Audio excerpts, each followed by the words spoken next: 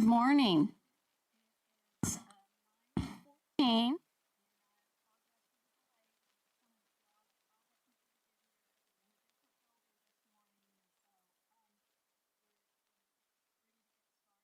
One of our members to park. I'm calling.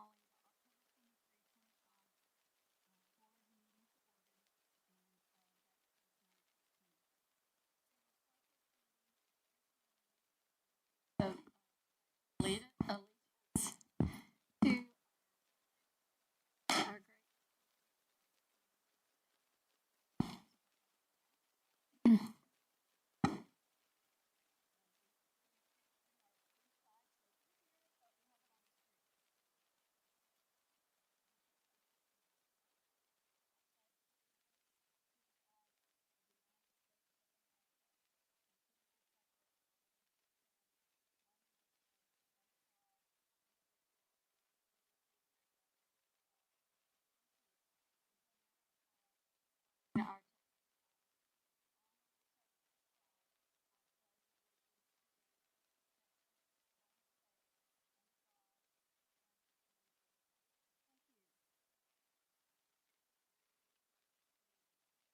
So now the board.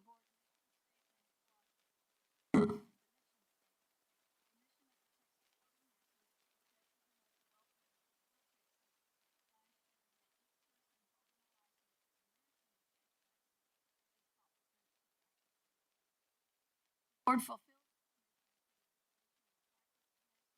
in the approval of nursing education programs. This mission, derived from the Nursing Practice Act, supersedes the interest of any individual, nursing profession, special interest group. Our philosophy, acting in accordance with the high standards of ethics, accountability, efficiency, effectiveness, and openness, the Texas Board of Nursing approaches its mission with a deep sense of purpose and responsibility and affirms that the regulation of nursing is a public and private trust. The board assumes a proactive leadership role in regulating nursing practice and nursing education. The board serves as a catalyst for developing partnerships and promoting collaboration and addressing regulatory issues. The public and nursing community alike can be assured of a balanced and responsible approach to regulation. So this morning, I'd like to welcome all of our board members, board staff, and audience this morning to this board meeting. This meeting is being held pursuant to the Texas Government Code, Section 551.127. Please remember to mute or turn off any cell phones. Today's meeting is being held in person at the Barbara Jordan Building, located at 1601 Congress Avenue, room 2.035, Austin, Texas, and is open for anyone of the public to attend or observe. We will begin the board member roll call. Dr. Benton. Thank you, Madam President. Elizabeth Adamson, representing RN Practice. Kathy Boswell, representing.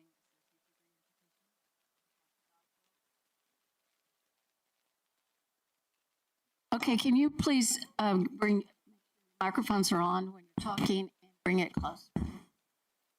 Manny Cavazos, representing consumers.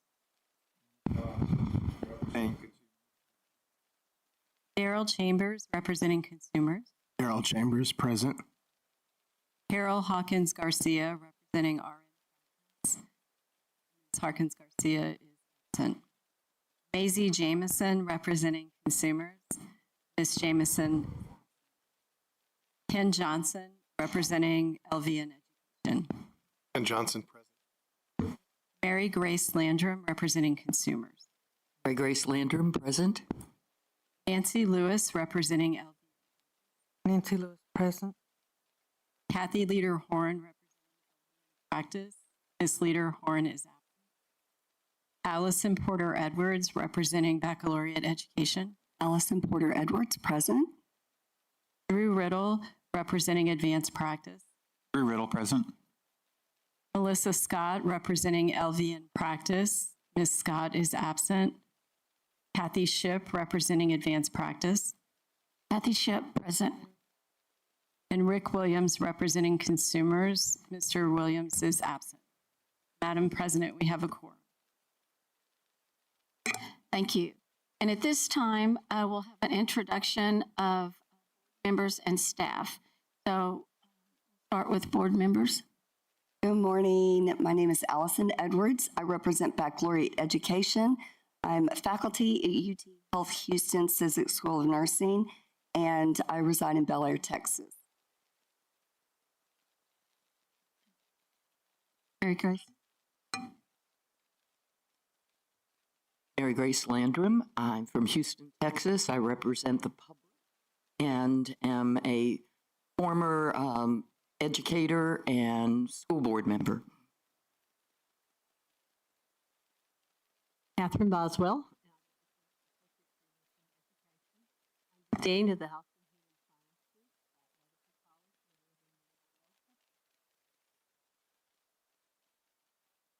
I'm Nancy. Can you get a, I sound loud to me. Nancy Lewis, represent LVM practice, compliance specialist for 15 rural health clinics, Texas.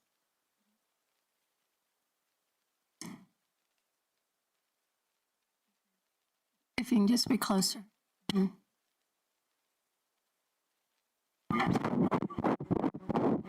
Yeah. Good morning, everybody. My name's Ken Johnson. I represent Albion Education, and I am faculty at Howard College, San Angelo.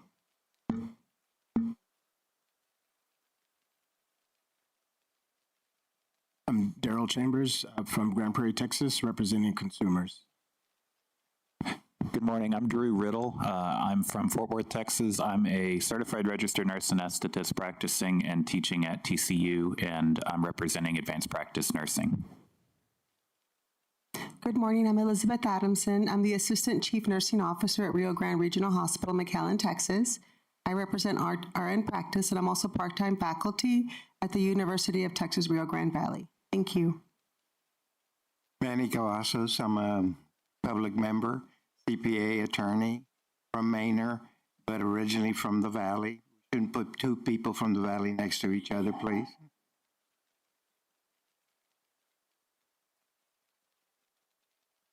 Hello, I'm Kathy Shipp. I am a APR and family nurse practitioner. I reside in Canyon, Texas, and I do women's health in a health district in the Lubbock area. And so welcome. Now we'll start with staff. Good morning and welcome, everyone. I'm Kristen Benton, Executive Director. Good morning, John Vanderford, Deputy General Counsel. Good morning, I'm Kathy Smith, Director of Nursing. Good morning, Christine Riley, Consultant for Nursing Practice. Good morning, Lisa Donnelly, Consultant for Nurse Education. Good morning, Beverly Scoss, Nursing Consultant for Education. Jan Hooper, and I can't tell you my title right now because I forgot. Hello, Nicole Buckingham, Director of Licensing and Service. Good morning. My name is Anthony Diggs, Director of Enforcement. Good morning. My name is Dusty Johnston, Counsel.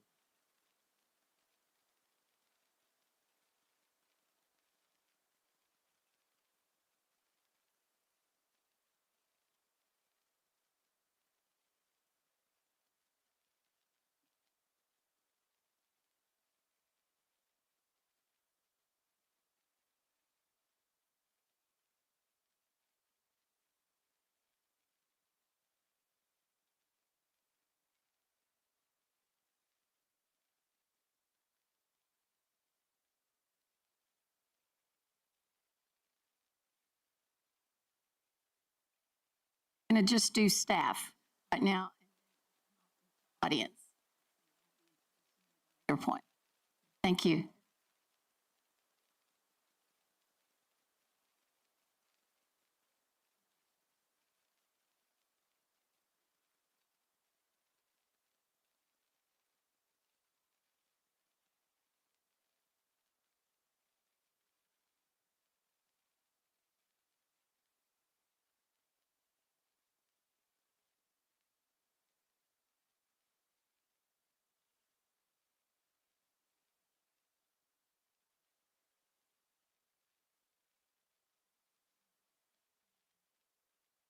Okay, thank you. You can see it takes a lot of people, and there's many more back at the office to help us do our job for the state.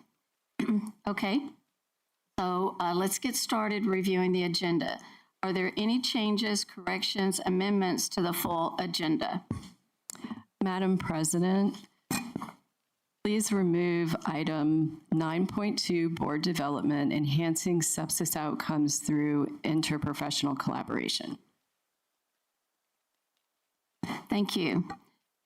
So if there are no other changes, can I get a motion to approve the agenda with the removal of item 9.2, board development? And this is enhancing sepsis outcomes through interpersonal collaboration. Mary Grace Landrum, I so approve. So move, sorry. Okay, thank you. And could I have a Ken second? Johnson, I second. Okay.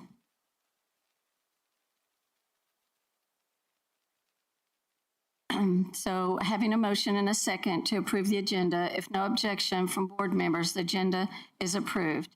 And this vote is being taken according to Board Policy 7, Simplified Parliamentary Policy 4. Board members, let's review the minutes from July 17th to 18th, 2025 board meeting. Are there any changes to the minutes? Hearing none, can I get a motion to approve the minutes? Ellie Adamson, I recommend we approve the minutes. Daryl Chambers, I second. So we have a motion and a second. So having a motion and a second to approve the minutes, if no objection from board members, the minutes are approved. This vote is being taken according to Board Policy 2.7, Simplified Parliamentary Policy Rule 4. So let's move on to the consent agenda. Board members, are there any items on consent agenda only that anyone would like to have pulled off the consent agenda? This is for consent agenda only.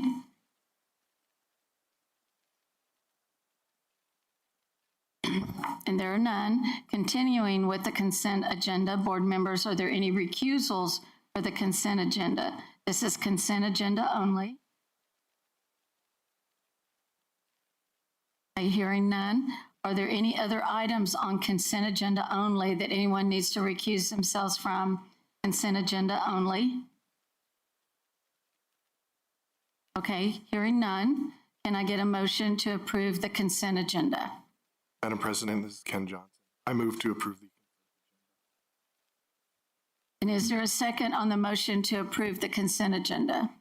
This is Mary Grace Landrum. I second. Thank you. We have a motion and a second, so we'll now take a vote.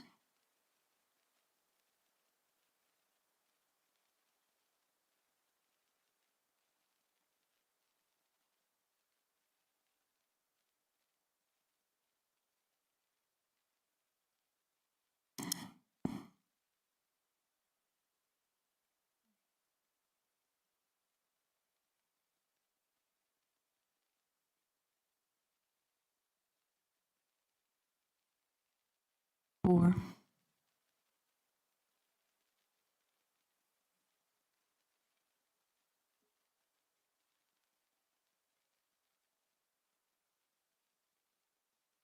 I can't see. So it's unanimous. Thank you, board members.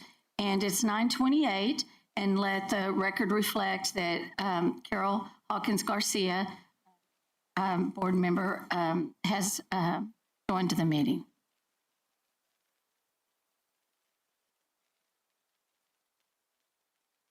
Good morning. It's Carol Hawkins Garcia, present. Yes, and could you introduce yourself, Carol? Yes, I'm from San Antonio, Texas. I'm working acute care, clinical, director of clinical education. I'm representing RN practice. Thank you. Thank you. So board members, staff, audience.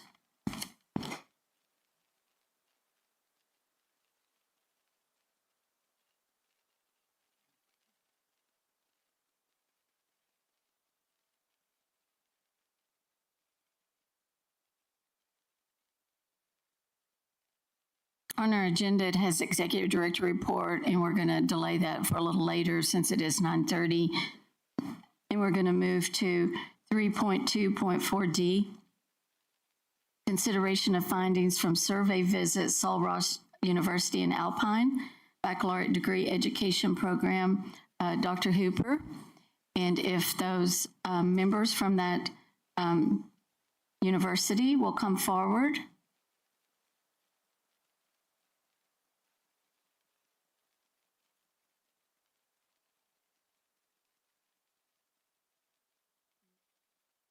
Morning, board members. I want to ask you a question. How many of you have been to Alpine, Texas? Well, that I would have imagined. So on September 3rd and 4th, Dr. Bullock and I made a visit to Sul Ross University in Alpine, Texas. Quite an adventure together. But it was a good visit and enjoyed it. And I have this morning Dr. Minerva Gonzalez and Dean Culpepper. Dr. Gonzalez is the dean and the director of the nursing program. Sul Ross has a history going back to 1917 when they were started as a teacher college, as many colleges in our state did so. And through the many years and changes, they also had a vocational program at one time.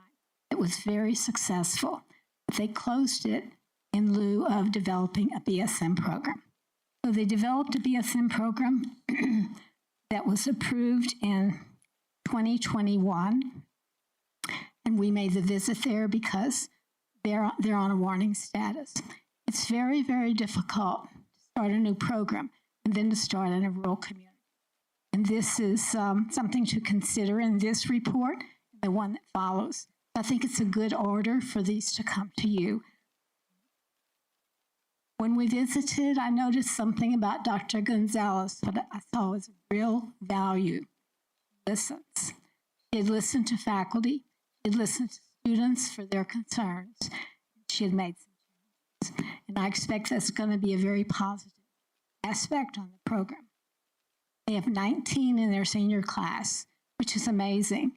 The other classes have been very small.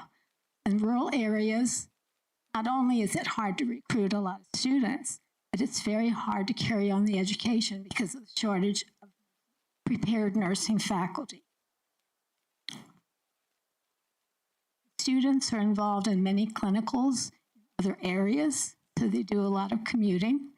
They just have an interesting thing to make it all work.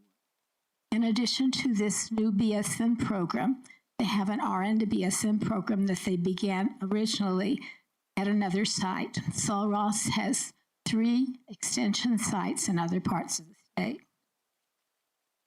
The meeting with the administration showed strong support for this program. Sul Ross, if you've been to Alpine, you know that university is like the castle of the city. It's beautiful. And they have a full sports program, dormitories, and buildings. It's a big surprise. It's just lovely. So I'm going to allow Dr. Gonzalez and Dean Culpepper to speak at this time.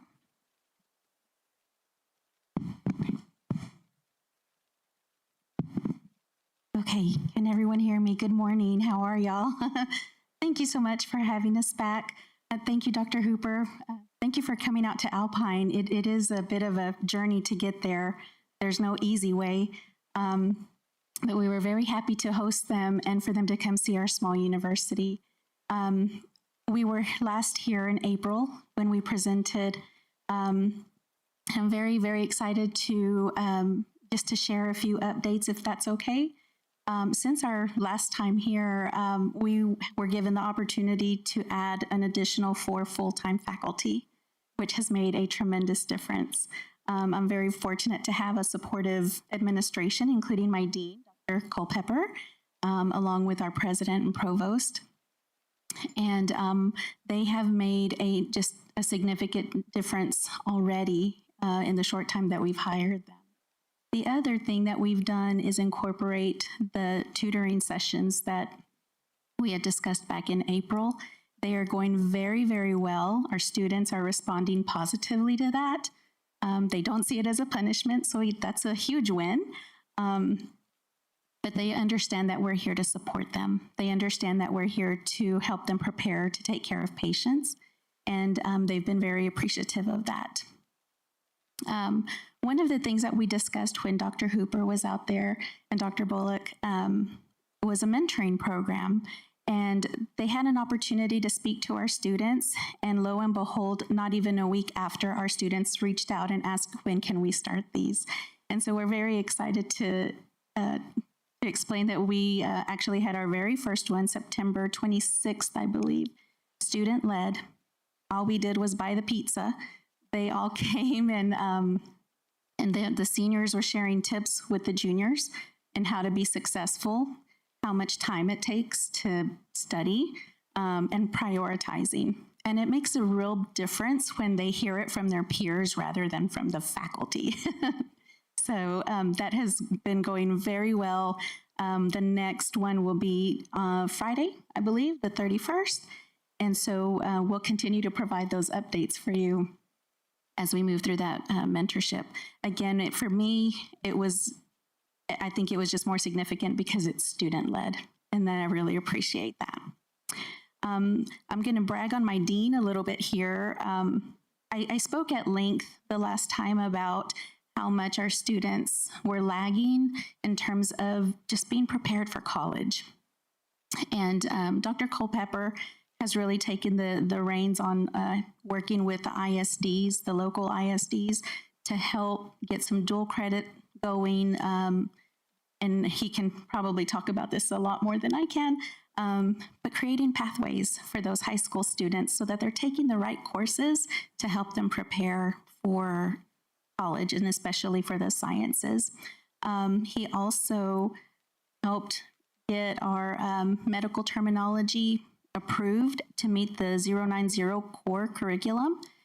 That's huge for me because that means I can have our students, our pre-nursing students, take medical terminology to meet the core without having to change any of my nursing curriculum. So I really appreciate that. But Dr. Culpepper, will you talk a little bit more about what you're doing on the ISD side to help prepare these students?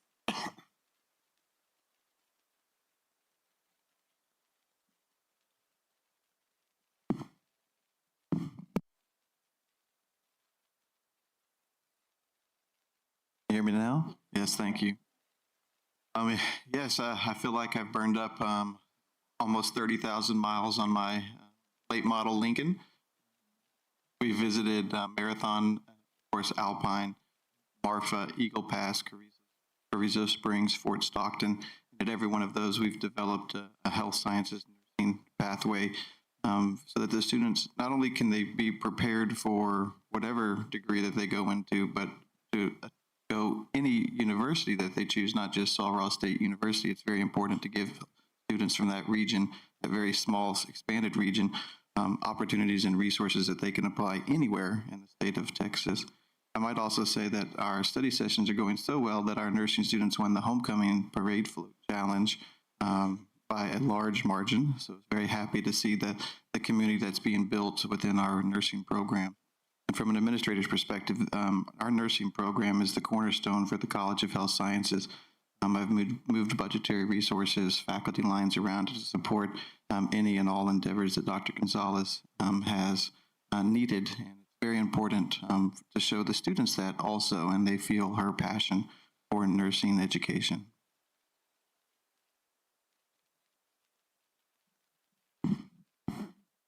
Please provide your questions. Thank you for being here. Board members? Good morning. Just for the purpose of the board members, the Sul Ross was on consent agenda, and I asked that it be pulled off because they're in a really unique situation, and Dr. Gonzalez intimated that because of their location. And I think it's such a challenge, but she is so proactive, and if you read the survey report, she's already placed so many things in motion for the students to succeed. But I do have a couple of questions. Your mentors that are students, are they doing any tutoring for the junior students? Do you have a tutoring system in place? So from student to student, we do not. Right now, we just have our can you hear me? We just have faculty tutors that are solely focused on tutoring. So at UT Cizik School of Nursing, we pay very small amount of money, but we pay senior students to tutor junior J1s and J2s, junior students. And it's been, like you said, they listen to their peers more than they listen to faculty. And I always say that, and it's great for recruitment. And when they provide testimony of how to succeed. But if you have the room in your budget, I think that might be also helpful, is having, and again, it's a very small stipend that we give our tutors, but faculty provide the blueprints for the exams to them, and they conduct these tutoring sessions both virtually and face-to-face, and for different exams and different core parts of their curriculum. So I think it helps the students a lot. And I always encourage my students to go to the tutoring sessions. Another thing I noticed, National Council of State Boards, you're very seasoned and experienced, but I know your faculty are new, correct? And so that's a challenge. I also noticed that your exams, they're writing their own exams, correct? So it's not easy to write an exam and to write a good exam question, but National Council of State Boards does offer the item writing. It's a CE, a continuing education. I don't, Dr. Hooper, do you know if that costs money? I can't recall. I think there's a small charge. I would guess it does cost money. Yeah, of course. So most CEs do. But that one is a really great one that maybe your newer faculty, so the burden is not on you to sort of oversee those items on exams, and for them to be able to write a good test question. So these are more recommendations, not questions, because I recognize your challenge and the unique situation Sul Ross is in. I really didn't want to pull it off consent agenda because I didn't want you to have to travel after hearing Dr. Culpepper's Lincoln story. But actually, I think it's the silver lining today because we have Sam Houston coming, and that program I know you're interested in, and I think is another great tool that maybe you can implement in the future. So sort of a silver lining there on your long travel to Austin. And then the final recommendation that I'd actually discussed with Dr. Hooper with your program is, during COVID, Governor Abbott gave programs a waiver for clinical, obtaining clinical hours. And that was for simulation, for more than 50% of clinical hours to be in a simulation. And I know, again, clinical affiliations and commuting for your students is a challenge. So again, maybe that's something in the future we look at if you continue to struggle with students commuting or obtaining clinical hours. So those were just some of my thoughts. Thank you for those recommendations. I'm sure we can find somewhere in the budget, right? For our tutor. Thank you. And thank you both for being here too. Any other questions or statements? I had a question. I think our next report. Okay, I think Ken, did you? Okay, thank you. Hi, this is Dr. Ellie Adamson. I was reviewing the report. It did talk about the NCLEX pass rates for the 2 previous years, and we want your students to be successful.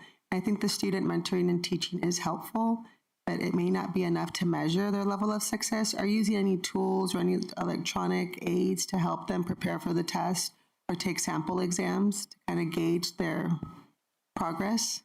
Yes, ma'am. Actually, the 2 of our new full-time faculty members, that's exactly what they focus on. Just giving them those practice assessments. helping them understand the type of NCLEX question that is now within the exam. It's very different from when I took mine back in '98. So having their assistance in order to help the students has really been beneficial. And we incorporate those throughout the curriculum. So we don't want to wait till the last semester. We do it from semester one. So thank you for that. Morning. My name is Ken Johnson. I represent LVN Education. Thank you for being here, Dr. Gonzalez and Dr. Pepper. I wanted to ask you about your tutoring. You have 4 full-time faculty. How has the tutoring helped your students? How are you running the tutoring? Is it catch the students when they fail an exam, or is it just when they're in a probation period? And how has the tutoring affected your attrition rate in the program? Because it looks like you have a few candidates for the first 2 years, but now you have 19 seniors. So is the tutoring a part of that? Or? It is. I was very fortunate to gain the support to add their 0 credit hour, but their study halls that are actually on their semester schedules. So for instance, this semester we have study hall 3002 and 3004, one for the juniors, one for the seniors. It takes a lot of collaboration and communication amongst the faculty. So essentially what happens is each week the faculty will provide the tutors what they covered in class. So they have an opportunity to then create very specific study session material. Our current policy is that students who make less than an 80% on any exam must attend study hall. However, we are, as a faculty group, we're going to be changing that to where all of our students will attend study hall regardless. Again, as we've communicated with them, it's there for their support. It's not a punishment. It's not to be taken as a negative. And we query our students all the time. How's it going? What can we do better? And that has made a significant difference. Right now, only the students who make an 80% or less are required to go, and I'm very happy to report that all of them go, not because we're making them, they go because they know that it has been that beneficial. And hearing it from multiple faculty members, I think also makes a difference, right? Because I can tell my students all day during class, this is what you need to do, this is what this means. But when they hear it from different faculty, it makes a huge difference. We also offer Saturday tutoring. That one is optional. We haven't had 100% students attend that one yet, but the feedback has been phenomenal. Dr. Ansu Sebastian, who runs the Saturday tutorings, I cannot say enough positive feedback from the students. It's just gone very, very well. But moving forward, we do plan on making the tutoring sessions just part of our curriculum. And is any of the tutoring individualized to the student? Like, do you take them one-on-one, or is it always as a... Right now, it's as a group. From there, if we need to do one-on-one, that's how we handle that part. And then, of course, we're always available as faculty. If they just want to come in and talk to us and meet one-on-one with us, we do that as well. Again, has it affected your attrition rate? Are you holding on to a lot more students? Yes, sir. We haven't lost a student yet. So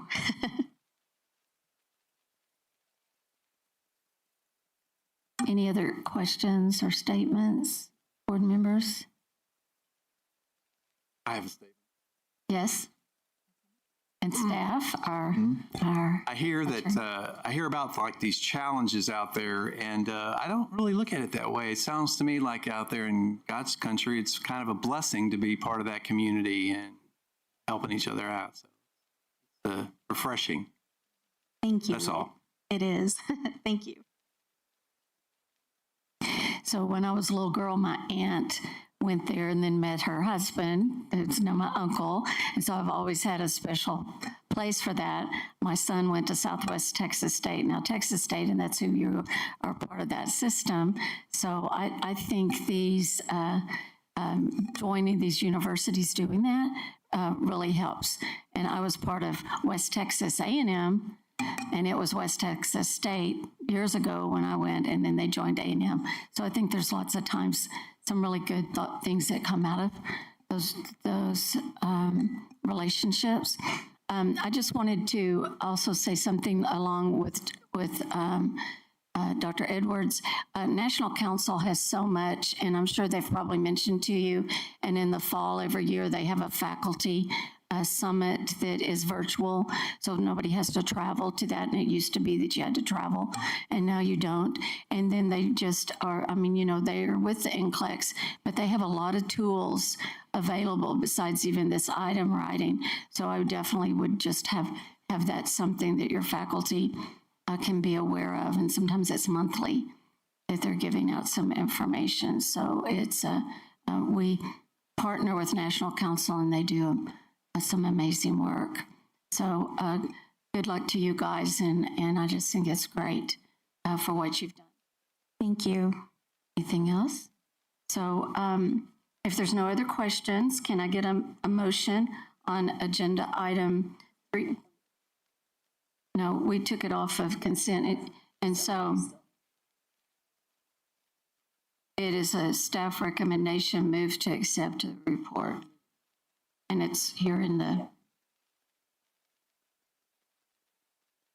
so do I have a motion? Madam President, this is Ken Johnson. I move to accept the report of the finding from the September 3rd and 4th, 2025 survey visit to Sul Ross University Baccalaureate Degree in Nursing Program in Alpine, Texas, and issue the requirements in the attached letter. This is Ellie Adamson, and I second that motion. Okay, so I have a motion and a second. If I have no other questions, comments? Okay.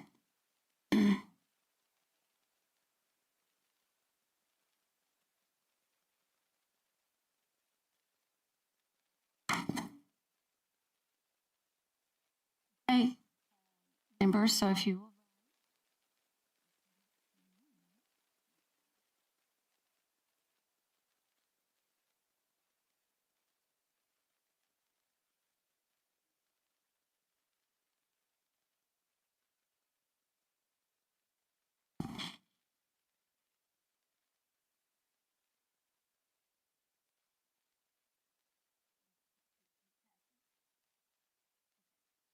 So motion passes. Thank you. And again, thank you for traveling here and coming. And I think you're doing a good job, and we'll look forward to better board scores. All your work. Thank you.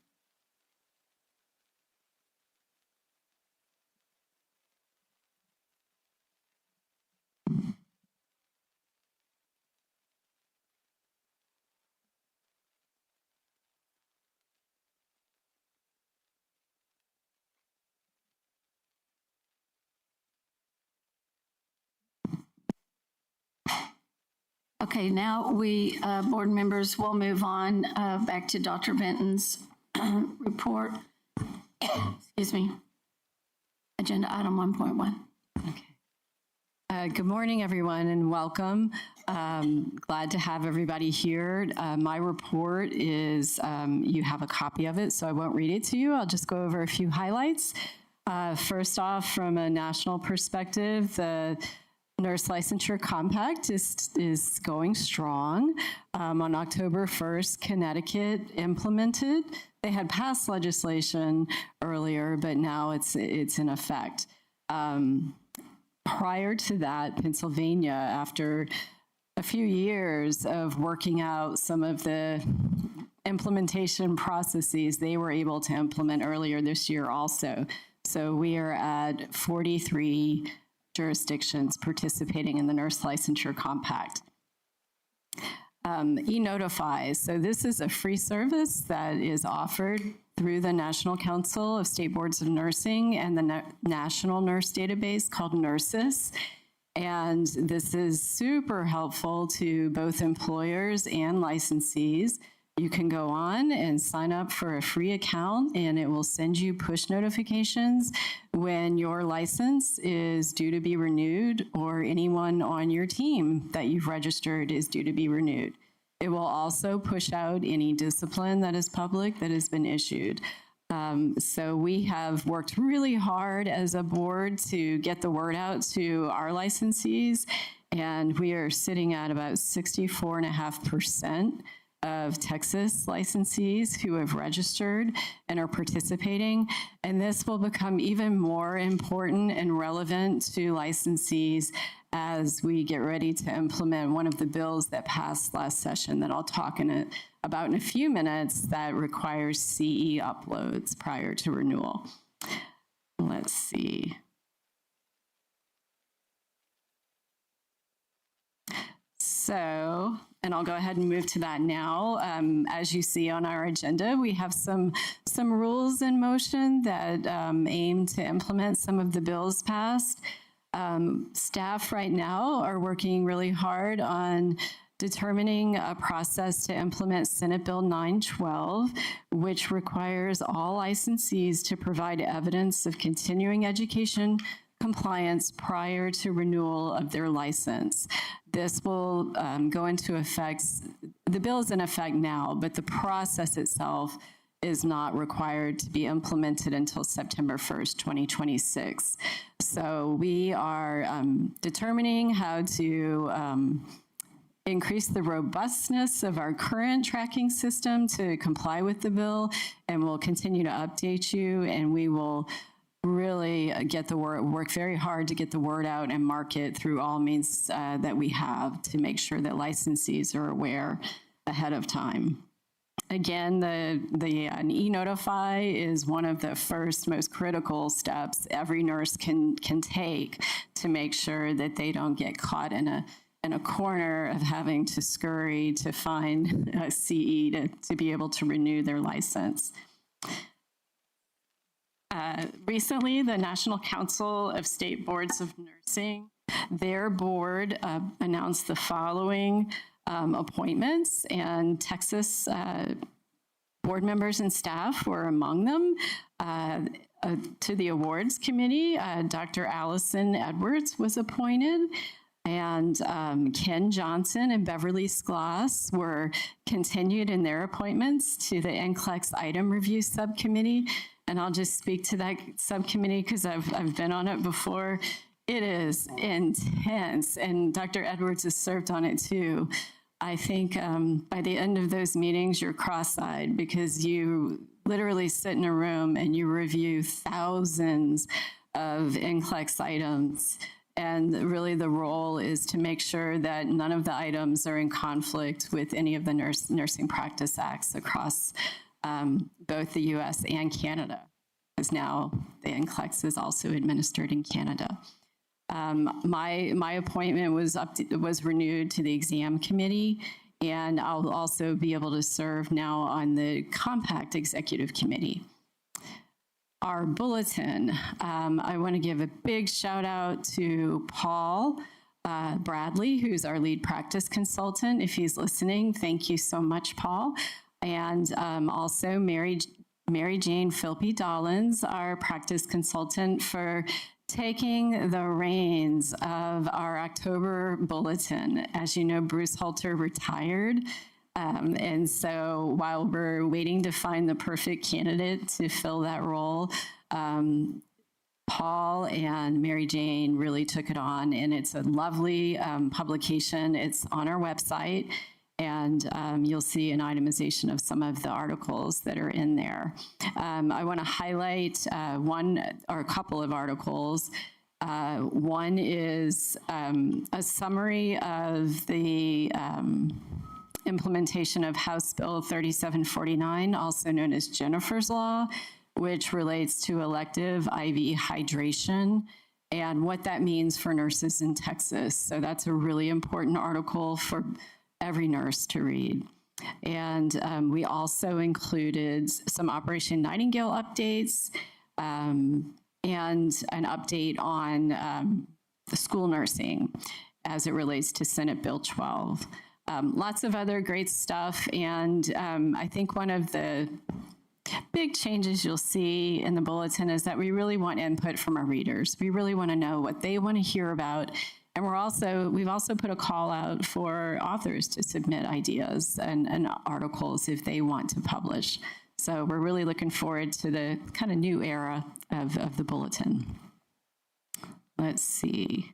The next jurisprudence workshop that board staff, the practice team will hold will be virtual on November 5th, 2025. Board members and staff are, of course, invited to attend any of these. They're held throughout the year. Operation Nightingale continues, and we received another update on September 15th, and you have a link to the full press release, and it's also in our bulletin, whereby an additional 12 defendants had fraud charges filed against them related to Operation Nightingale. Our staff, as I said, continue to focus on this initiative, and it affects every department of the agency, and everyone has been so committed and worked so hard to make sure that we are prioritizing this. As of October 15th of this year, we have closed out over 150 cases, which is awesome. We have plenty more to go, but every single SOA hearing, administrative law hearing, we've prevailed in. And this is due to the great work of enforcement, legal, nursing education. And I'd be remiss if I didn't put a huge thank you out to the Office of the Attorney General's Administrative Law Division, who is representing our agency in many of these hearings. So I've given you a breakdown of how those 152 cases have been closed. There are lots of different ways, but the end point is that these individuals who have not been appropriately educated are no longer practicing. So how better can we protect our public? I don't know. So thank you, everyone, for your hard work on that. I want to introduce some new staff. First is Ellen Haslett, who is a nurse practice consultant. She started on September 1st. She has an MSN and a public health degree from UT Austin and a BS degree in secondary education from St. Mary of the Woods College in Indiana. She holds a certification in rehab nursing, and she worked as an acute inpatient rehab nurse, clinical nurse coordinator, case manager, and PPS coordinator at St. David's Center from 2014 to 2025. Welcome, Ellen. Glad to have you. Next, we have Amanda Groom, who's here, I think over, is Amanda here, or did she step out? She was here. I guess she had to run. She started on October 1st as a license and permit specialist. She is a veteran of the Ohio Army National Guard and the Texas Army National Guard. And she also held LVN licensure and has practiced in neurology and correctional nursing. And then we also have Stephanie Cespedes, who's here. Stephanie started as a nurse investigator in enforcement on October 1st. She has a master's degree in nursing leadership and management from Western Governors University and a BSN from UT Austin at Arlington, and another Bachelor of Science degree in human development from UT Austin. She has a variety of experience, over 15 years of practice experience in pediatrics, including pediatric critical care and ICU, public health, and most recently practiced at Dell Children's Medical Center. Welcome, Stephanie. And then there are a few additional staff updates I want to formally share. Nicole Buckingham, who is here today, who has served in the role as our APRN licensure supervisor since 2013, was promoted to Director of Licensing and Customer Service on August 1st. So we're delighted to have her in that role. And you might be asking, well, gosh, who's supervising APRN licensure now? Tim Sherman has stepped into that role in the interim, and he's doing a great job. Giselle Gonzalez is who was our policy and budget analyst and worked so hard during the session with our LAR and all of the hearings and visits. She was promoted to Director of Operations on August 1st. Giselle couldn't be with us today for very good reason. She was admitted to the 2025 cohort of the Governor's Executive Development Program, which leads top executives among Texas state agencies and universities in organizational strategy, infrastructure management, resource management, and personal effectiveness. It's a 3-week intensive education program, and so this is her second week, and she's in Lubbock right now. Also, some staff changes and promotions, et cetera. Tiffany Briggs, who was a nurse investigator, is now a supervising investigator as of August 1st. Kim Johnson, also nurse investigator, was also promoted to a supervising investigator on August 1st. And Veronica Franco, who's here. Veronica has been an investigator in enforcement for 17 years. And in the meantime, her side hustle was being enrolled at Penn State studying human resources, and recently achieved her certification. And a position became open for HR assistant. And so she has transitioned over. And Tony, we thank you for sharing. But she's hit the ground running and is doing a great job. Let's see, Shauna Latham, who was hired as a program specialist, was recently promoted to program supervisor for compliance on August 1st. And last but certainly not least, Dr. Jan Hooper, who was in the role of lead consultant for nursing education, is now taking on a new role for the board, which has lots of exciting possibilities. She is in the role of research and curriculum specialist for nursing education as of the 1st of this month. I hope I didn't forget anyone, but I think it's important to share how hard our staff are working and the great accomplishments that they've made.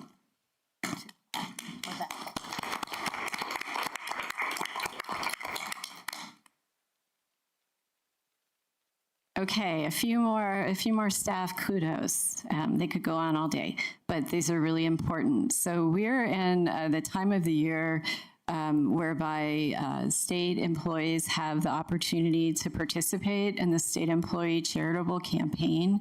And I've given you a little write-up of what that's about.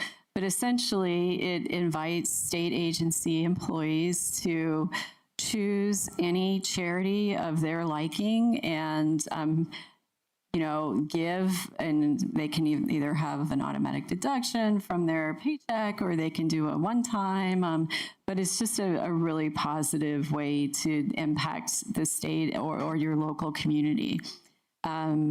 Jackie Ballesteros and Keith Prezell have done a phenomenal job of engaging staff and getting the energy up to participate. And it ends on October 31st. But so far, I put 5,500 has been our, as of the writing of this report, was how much we've raised. Well, now we're at 6,100. Last week, they hosted an inaugural staff fun fair. It was a field day, and there were no injuries. But it was athletically a little intense. A lot of running with eggs and spoons and all kinds of fun activities. So I really want to thank them for their creativity and energy. And then our holiday fundraising committee is in the background doing all of their amazing events. They're having a chili cook-off and a pumpkin contest, a costume contest. And all of their proceeds, and they sell snacks for staff throughout the year, all of their proceeds are going to be directed to the Holiday Wishes Project, which is a collaboration with the State Agency Council and the Governor's Commission for Women. and it raises money to honor the holiday wishes of children in Texas who are in foster care. So I think that's it. Be glad to answer any questions. Thank you. I always love your report. And we know, so how many employees do we? Oh, I think we're appropriated 156. That includes Nightingale. That includes 6 Nightingale. Steve?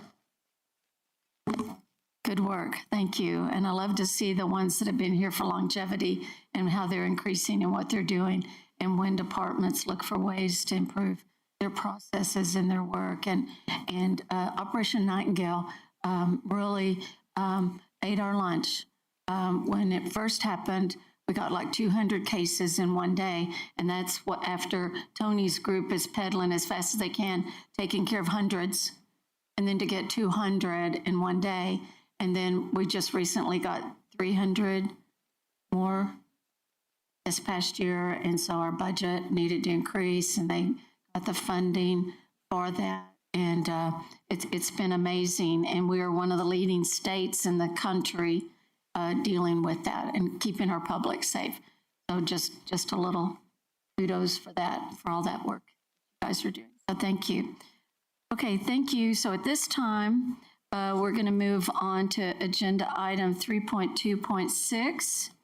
And if our presenters could come forward. This is consideration of approval for an innovative pilot project, Sam Houston State University in the Woodlands. And Dr. Hooper is our lead on that.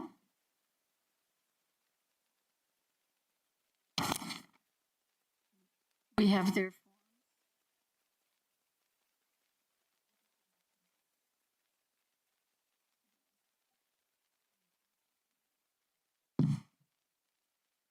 Good morning, and thank you, Dr. Hooper. Can you hear me okay? Yes. Daryl keeps coming over and checking us out. Good. These are individuals from Sam Houston State University. I think one that also started as a teacher, because my younger brother and sister both went there. But they have developed an innovative solution to tackle the critical nursing faculty shortage and its impact on Texas healthcare workforce. SNAPPy means the Shared Nurse Academic Practice Partnership Initiative. Here's SNAPPy. These are SNAPPy people. And they are transforming the way healthcare systems and nursing schools collaborate to reshape nursing education. There are many attendees here from Sam Houston. Would you just stand up quickly so we can see you supporting this? Thank you for coming. And I'll introduce these speakers when I explain why this is coming to you. Rule 227, I'm sure you know all the rules by now, is a rule that allows programs to bring an innovative project before the board that needs a waiver of a rule. When this first became possible some years back, the other consultants and I were afraid we were going to be inundated with proposals. We were not. We've had a few. We've probably had about 14 or so time. But this is an opportunity for programs to come forth when they just need a waiver, and then they can move forward with an innovative plan. So Dr. Devin Barry is here. He is the department lead in the nursing school. And I worked with Sam Houston when they first got started, so I have a real connection to this school, besides my brother and sister going there. The other two people at the table are Dr. Desha Johnson-Makaya, correct? We've had many, many email conversations together, and I'm glad to meet you in person.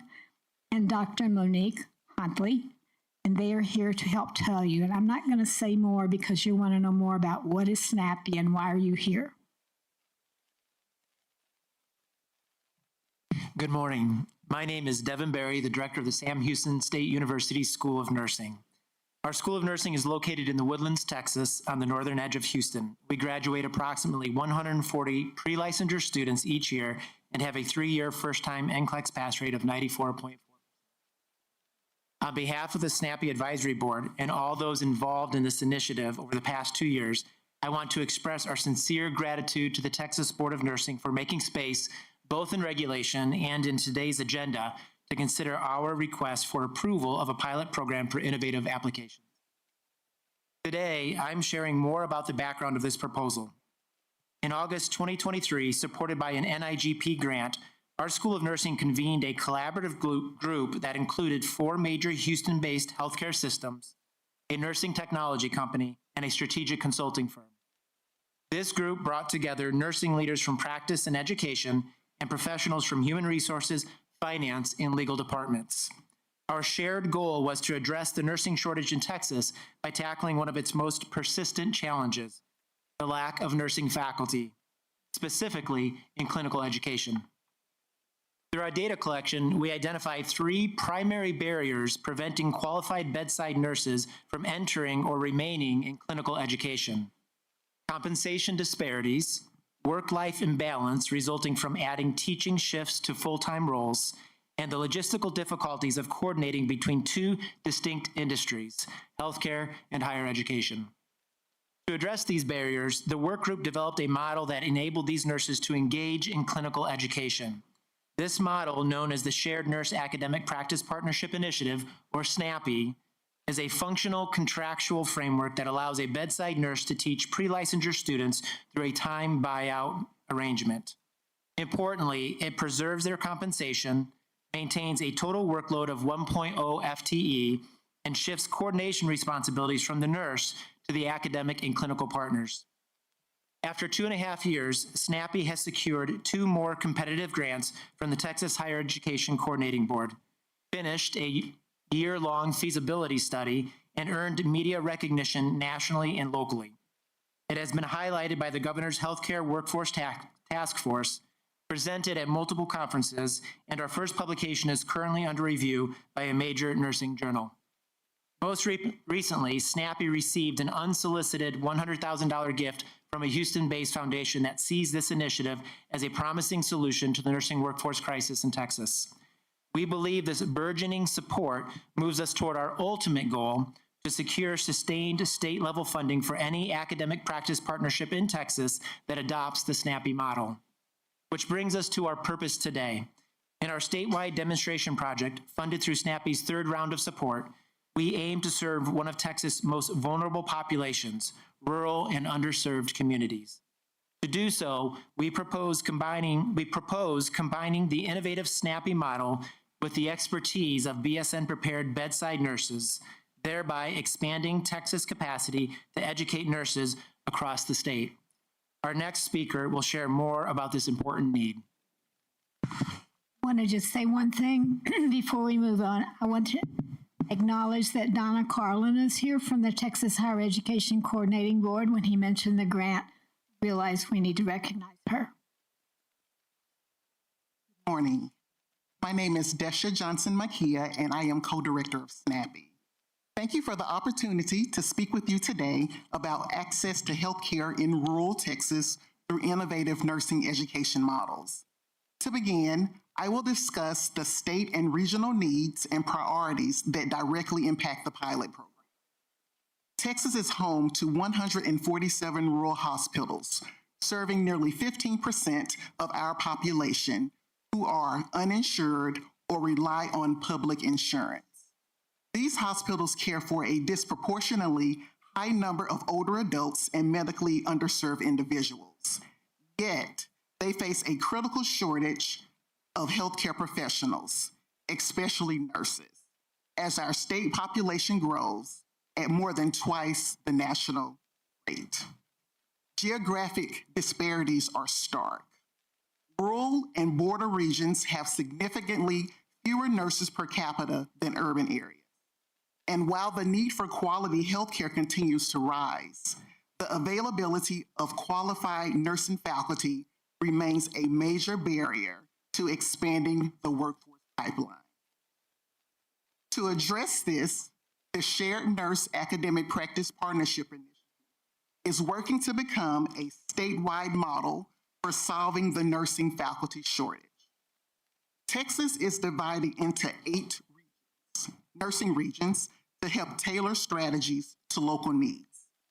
2 of our rural SNAPI partners, Sul-Ross State University in the West region and Tarleton State University in the North region, are facing major challenges. Both struggle with clinical placements due to lack of master's prepared faculty. To provide context, the West region of Texas, which encompasses 36 counties, faces a significant shortage of master's prepared faculty. According to the 2024 data from the Texas Health Professions Resource Center of Nursing Workforce Studies, 28 of those 36 counties have fewer than 8 master's prepared nurses, while 4 counties report having none at all. These shortages presents a major barrier to expanding clinical education capacity and improving healthcare access in rural communities.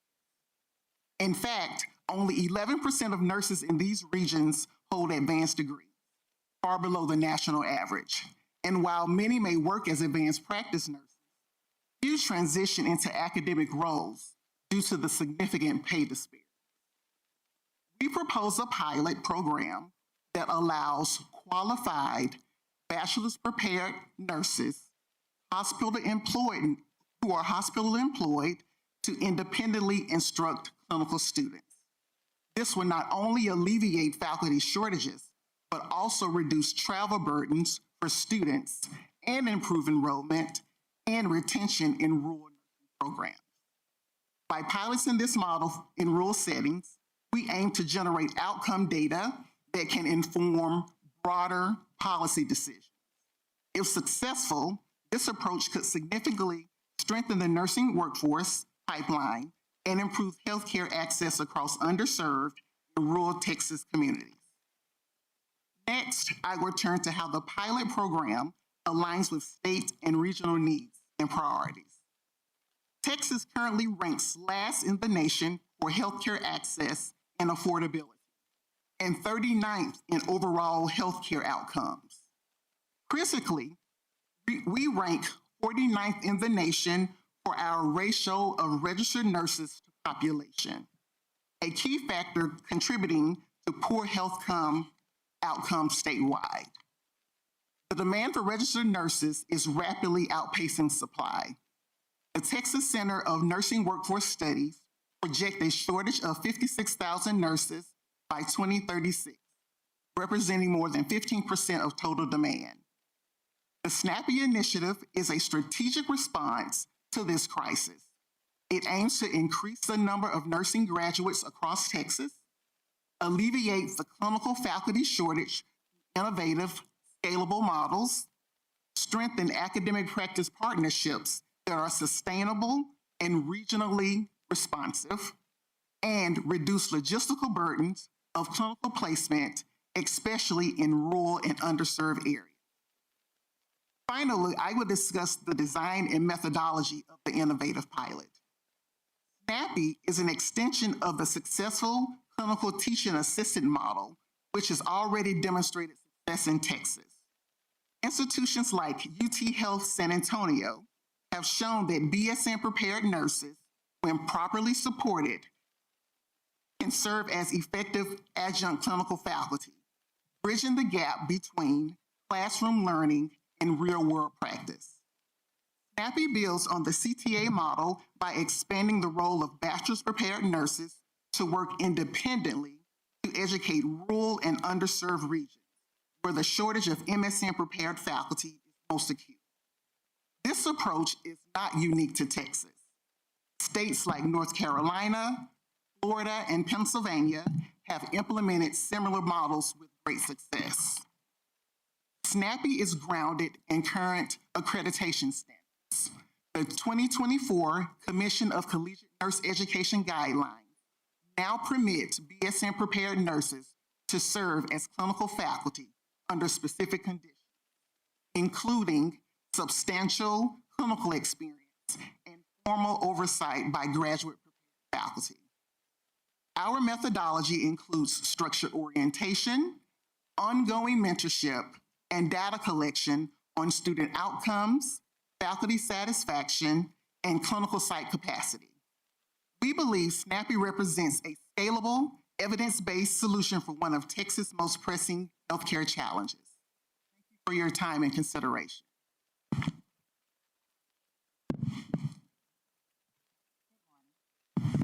Good morning. I'm Dr. Monique Huntley, one of the co-directors for the SNAPPY program. Thank you for allowing us to join you today. I would like to take a few minutes to walk you through the SNAPPY RN selection and onboarding process, which is a collaborative effort between our hospital partners and the School of Nursing to ensure that we recruit and prepare highly qualified nurses for academic and clinical excellence. First, we're going to discuss the selection process. The School of Nursing will identify the clinical need for the semester, and then the journey begins with the initial hospital interview. Our hospital partners conduct preliminary interviews with potential SNAPPY RN applicants to assess their clinical experience and suitability for the role. Once a promising candidate is identified, their resume or CV is forwarded to the School of Nursing for further review. Next, the School of Nursing conducts its own interview with the candidate. This step is crucial to evaluate their readiness for the academic responsibilities of the SNAPPY RN, including teaching and mentoring students. Following both interviews, a joint discussion is held between the hospital and the School of Nursing to share feedback and insights. This collaborative approach ensures that both clinical and academic needs are considered. Finally, a mutual decision is made to select the most suitable candidate for the SNAPPY RN position. It's important to note that the selected SNAPPY RN must be actively working in the specific area that they are assigned to. For example, a SNAPPY RN in a medical surgical role must be a practicing medical surgeon. The onboarding and education process. Once selected, the SNAPPY RN begins a comprehensive onboarding process with the School of Nursing. This includes attending new employee orientation, where they're introduced to our academic culture and expectations. Then they participate in a preceptor boot camp. It is a 12-hour intensive training course currently led by nationally recognized experts, Dr. Kathy Lassiter and Dr. Erica Larson. This boot camp focuses on the clinical judgment model and competency-based education, which are foundational in our teaching approach. The SNAPPY RN also attends a high-level overview of expectations with the Assistant Director for Clinical Learning, followed by course-level orientations led by our course coordinators and our clinical course coordinators. And finally, they join a course-specific orientation with all clinical faculty and students, which is conducted to ensure that they are aware of the expectations for clinical experience.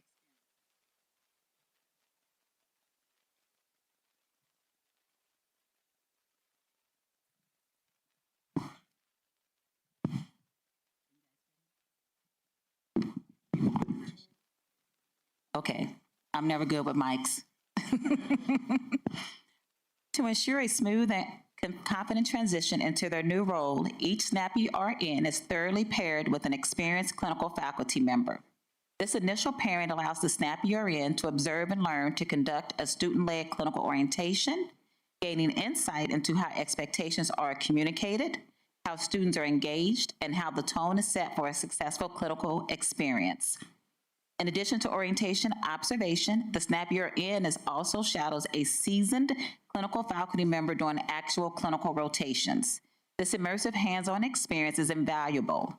It allows the SNAPPY RN to witness firsthand the rhythm and flow of clinical teaching, how to manage student training in real time, how to manage student learning, and how to foster meaningful student-patient interactions. It is a vital step in helping them understand not just the logistics of clinical education, but the art of mentoring and guiding future nurses. To further support their transition into academia, each SNAPPY RN is required to attend at least two of the 4 faculty staff meetings held throughout the semester. These meetings provide valuable exposure to the school's culture, academic operations, and collaborative environment, helping them integrate more fully into the academic community. The ongoing support and training that our SNAPPY RNs receive is designed to continue into after they have been onboarded. During the first semester, designated clinical experts are on site weekly to provide hands-on guidance and training. This ensures the SNAP RNs receives real-time feedback and support as they grow into their role. Additionally, each SNAP RN is assigned both a clinical mentor and a Blackboard mentor. The purpose is that the clinical mentor assists with training on clinical content, conflict resolution, and transitioning into academia. The Blackboard mentor helps with navigating our learning management system, including grading assignments and managing course materials. In summary, the SNAP RN program is designed to ensure that nurses are not only clinically competent, but also well prepared to educate and mentor the next generation of nurses. Through a rigorous selection process and a robust onboarding and support system, we're building a strong foundation for clinical education excellence. Thank you.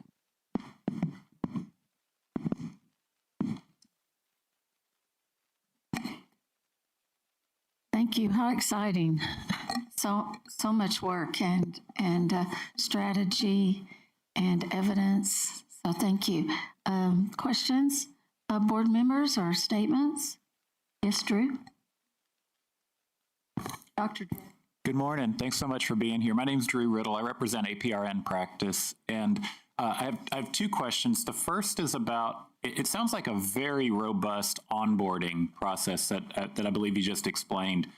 And I do understand in what I read that the program ensures that the nurse is not giving up salary or income in order to do that. So is it my understanding that all of the time away from the clinical setting where they're doing the 12-hour intensive training and the faculty meetings, et cetera, is all compensated time for that nurse? Yes, so it's a great question, super insightful. The ratio that we've worked out and tested during our 1-year-long 2-semester feasibility study has generally been 12-hour shifts complemented by 4 hours for academic work. So if you do the numbers, we do a preliminary worksheet designed to look at resource allocation.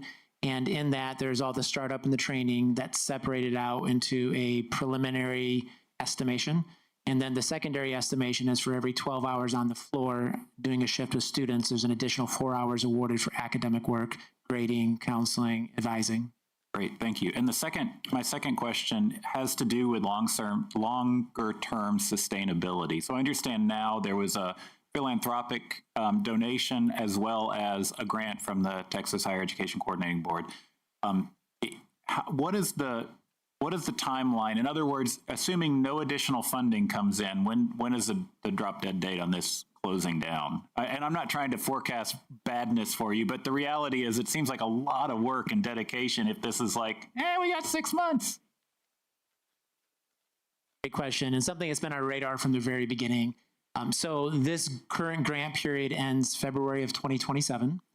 So we'll be doing SNAPI and collecting data in the statewide demonstration. The statewide demonstration involves taking SNAPI, which was tested at 4 different healthcare systems in Houston, and expanding it to other major markets and urban and suburban, but then to rural sites as well, which is the focus of today. So what we're shooting for, and working closely with TNA and NLAC and other partners, is to identify a way to sustain the funding beyond the end of the grant period. We believe this is critical. We don't have a solution when the grant period ends. We don't have secret money anywhere. I wish we did.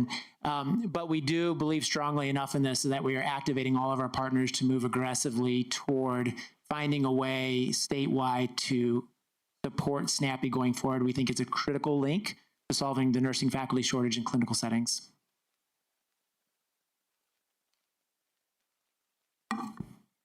I just wanted to say one thing. I've been at this a long time. I've been an educator for a long time, as well as in all levels.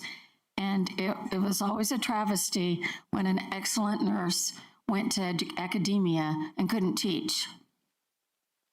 And they couldn't move that and didn't have the help. And that's why I loved them to be trained as educators as well as clinical.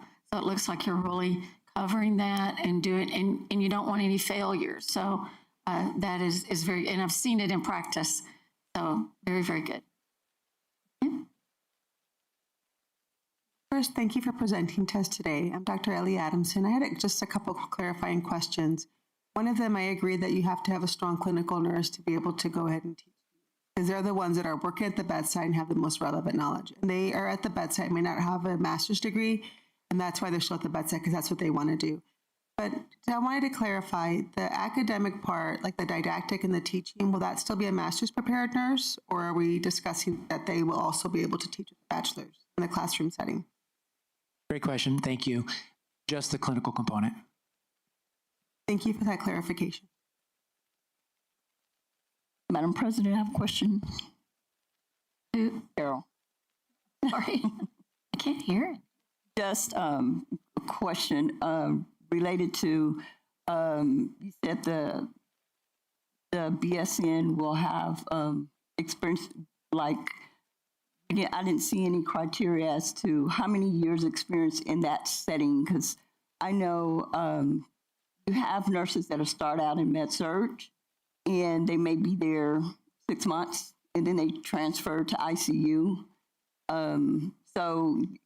And I've seen where now in the acute care setting where I'm at, we bring them in brand new, and they may have 1 or 2 years experience, and they're still struggling. So me as a director of clinical and education and all, I have to subsidize what's missing with those nurses that have like under 5 years of experience. So, and it's a big hurdle that we have in the acute care setting. Thank you so much for that question. When we're looking at the BSN nurse, and currently even with our MSN nurses, they have to be in their department for an extended period of time. We're also looking for from the hospital, the individuals they feel are clinical experts. They have gone through some type of preceptor training at their hospital. They're serving on boards. Most of them work as leaders, informal and formal leaders within their departments. So a BSN nurse or even a master's prepared nurse who's only been in ICU for 6 months or even 2 to 3 years may not be a candidate for this role. They have to physically have been in that role. Most of our current SNAP-RNs and our adjuncts hold certifications in the areas that they work in. They're set as distinguished, outstanding from the evaluations that we receive from the clinical partners. And our hospitals that we work with do their due diligence. They want to make sure they're putting the best person forward, because these nurses, the nursing students and these nurses will be working in their departments. And so that's also another caveat to ensure that we have the best nurses that are physically working, the BSN and or the MSN. Okay, I have one other question. This faculty, are they going to be adjunct or are they going to be full-time faculty? The way it's currently set up, they are full-time employees of the hospital, and then they work for us in a capacity of an adjunct facility person. Okay, thank you.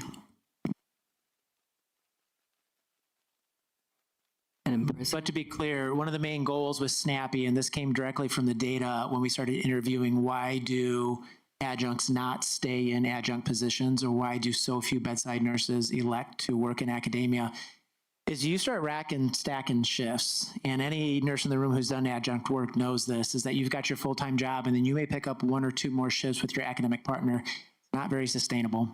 So from the very beginning, from a grassroots perspective, as we built, we looked to buy out time. So it's that 1.0 that we're buying out from, not adding to. And that's a critical difference between the normative model in education right now and what we're attempting to do to SNAPPy. So the nurses remain full-time employees, which is key, because that keeps us out of a lot of HR problems. And having HR people at the table when we started was so helpful. So they maintain full-time benefits, they maintain their full-time salary, they're not losing anything in terms of compensation, total package. But the hospital is allowing us to buy out a portion of that time. So the hospitals invoice us at the end of the semester, and we pay that invoice back to them. And after 2 semesters and working with 4 very different systems, for-profit, not-for-profit, very large systems, we've got a lot of wrinkles ironed out in that. That's a really good model, because I work full-time, and then on the weekends I'll go do 2 12-hour shifts as a clinical adjunct here in Austin. So I'm traveling from San Antonio. I've been doing that for like 12 years. Would you like to be a SNAPPy nurse?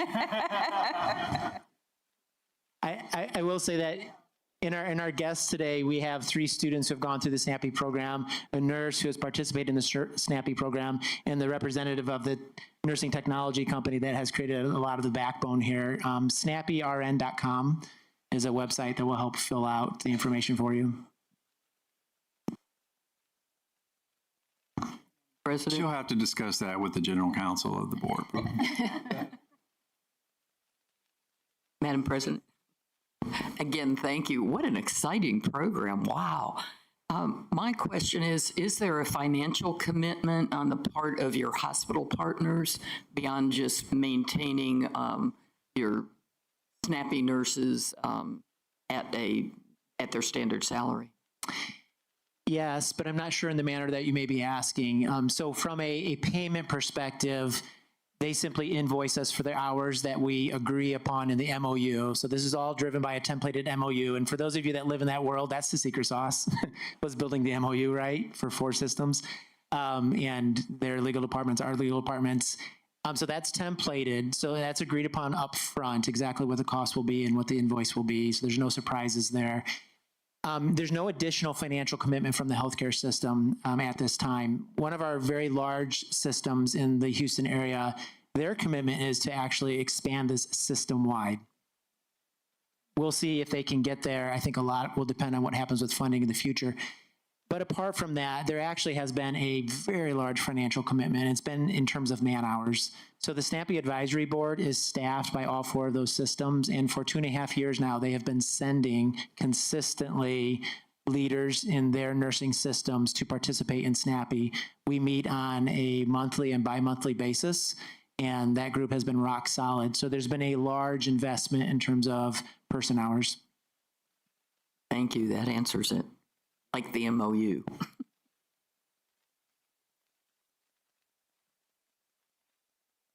Just say one more thing, President. So you saw in the board report that we are requesting that they bring the report back, and that will be your chance to decide if this is a regular model.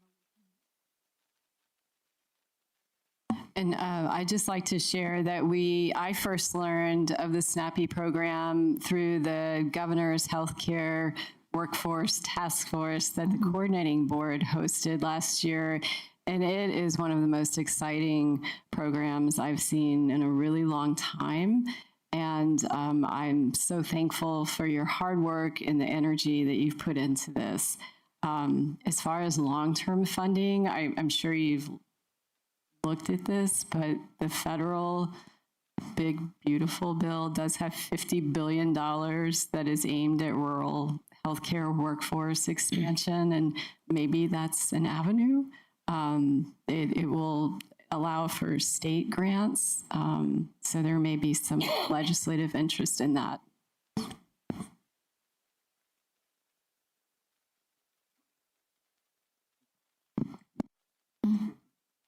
So what did you say the website, Snappy? www.snappynurse.com. Okay, Snappy Nurse. Snappy RN? NURSE. Okay.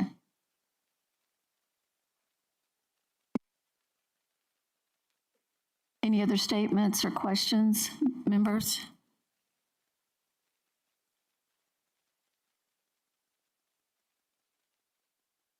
Then I would like to have a motion. This is Allison Edwards. I'd like to move to approve the innovative pilot project proposed by Sam Houston State University. Innovative Pilot Project is outlined in the program's submitted application to begin in spring 2026, subject to the requirement conditions in the attached letter and board order. Thank you. And do I have a second? This is Drew Riddle. I second. So I have a motion and a second. If there's not any further discussion, if you'll please vote.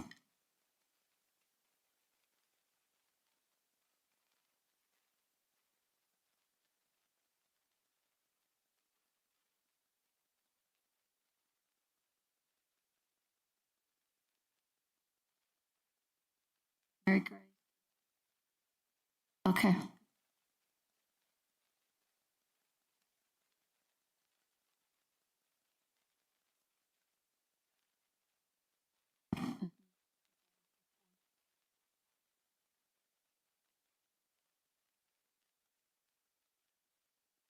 Okay, and motion carries. Thank you. We'll look forward to the rest of the story.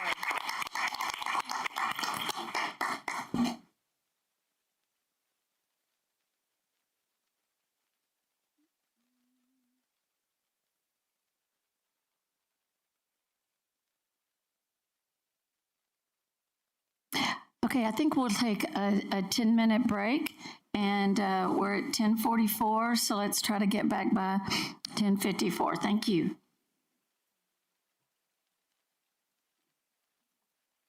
I can do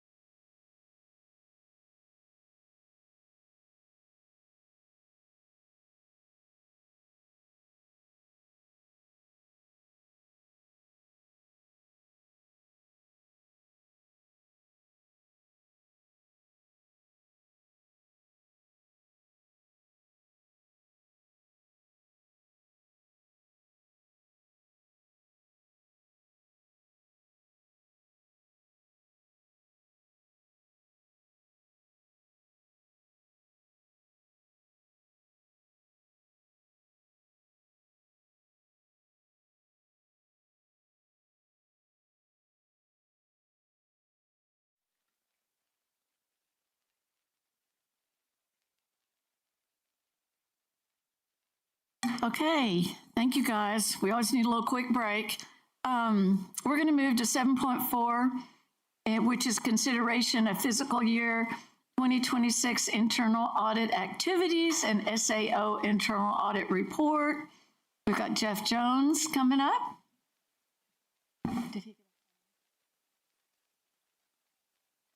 Did you fill out one of our forms? Speaker form? Okay, we'll get one after.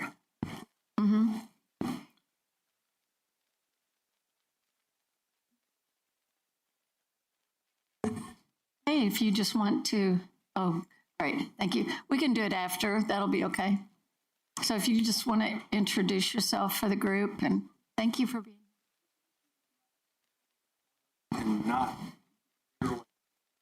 or if you want to hold it, you can. I think, Daryl.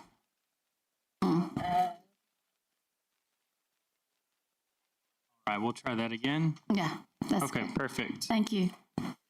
Good morning, Madam President, board members. I'm Jeff Jones, presenting today on behalf of Weaver and Tidwell and Daniel Graves, your internal auditor. I've been with Weaver and Tidwell for over 5 years now. I'm a senior manager.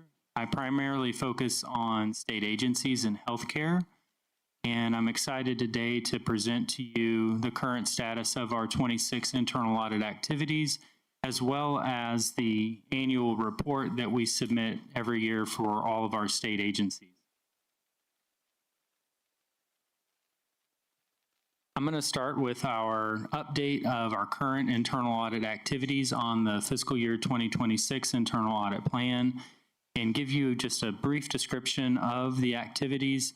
These were the result of our risk assessment that we performed with the board. And our first activity for the year is our information security audit and IT services follow-up. That's currently ongoing. And we plan on having that audit complete early in the calendar year of 26. We also have just kicked off our procurement audit, and this internal audit focuses on compliance with the Texas Procurement Manual. This project also is ongoing. We plan on completing that one around the same time frame. In March of 2026, we will conduct our follow-up procedures over enforcement. That was an internal audit that we completed last year, and there were 3 internal audit findings in that original audit that we'll do follow-up procedures on this year to assess remediation efforts by the board. On the agenda today, outside of the update that I just gave on our current activities, the primary thing that I want to discuss is our 2025 annual internal audit report. It is required by the Texas Internal Audit Act, and we have prepared that for your consideration, review, and approval. If I don't have any questions over our status, I'll move right into the update on that report. I don't see any. All right. This report, as I stated, is required for all state agencies per the Texas Government Code, and all of the sections are prescribed by the state auditor's office. So those sections include compliance with the government code. It lists the internal audit activities that you completed in that current year. So in fiscal year 2025, what was our internal audit plan? We also outline any consulting services that we performed. There's an external audit services section, the external quality assurance review. It also lists the proposed and now approved plan for fiscal year 2026. And then there's a section on fraud, waste, and abuse. I'll point to a couple of sections here that are noteworthy. Section 5 is the external quality review. This was performed by Eide Bailey, and we received a pass, which is the highest rating that you can get. Outside of that, it does also list the fiscal year 2026 internal audit activities, as well as their risk rating, going back to that risk assessment and the estimated hours, which the majority of these items we've already begun. So we're getting the year started early this year. And today is pretty brief on the internal audit front. That's really all that I have since we haven't completed any internal audits just yet. So just the quick status and then that state auditor's report for your consideration.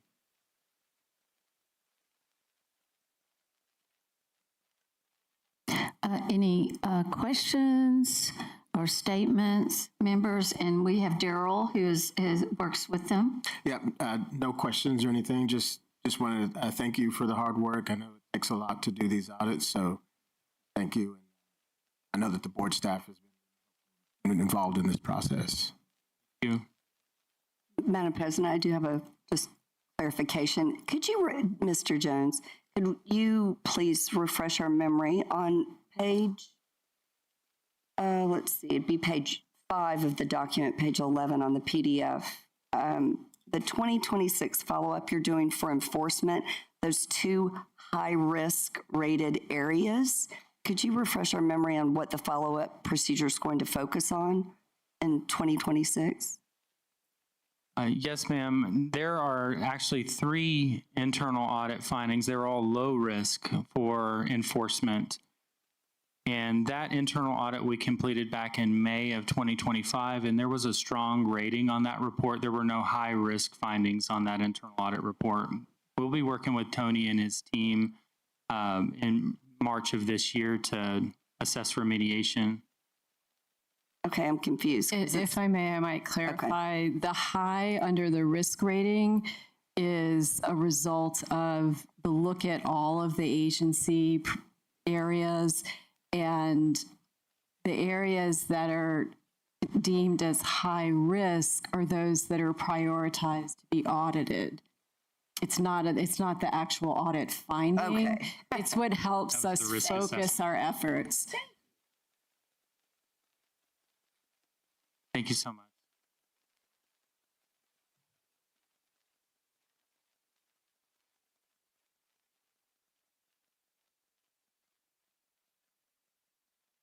And it shows some IT follow-up as well. We're currently doing the IT follow-ups right now. On the findings matrix, we don't list the findings because they're confidential. So you won't actually see those in this findings matrix, but we're currently doing that follow-up audit in conjunction with the information security audit. I spoke with Abby right before I got on, and we're currently ongoing on that one.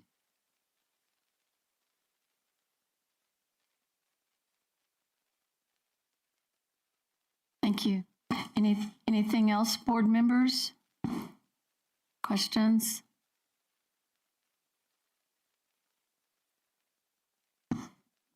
Staff is always excited to know that whenever an auditor comes in on a very high risk area and there's no findings, a very positive thing. Yes, thank you. So you've been with us a year? So we'll be moving into our second. Yes, ma'am. It's been a really great year. We appreciate all the support from the board, and everybody's been very cooperative with our requests, and it's been a really great relationship. Looking forward to the second year. Hey, thank you.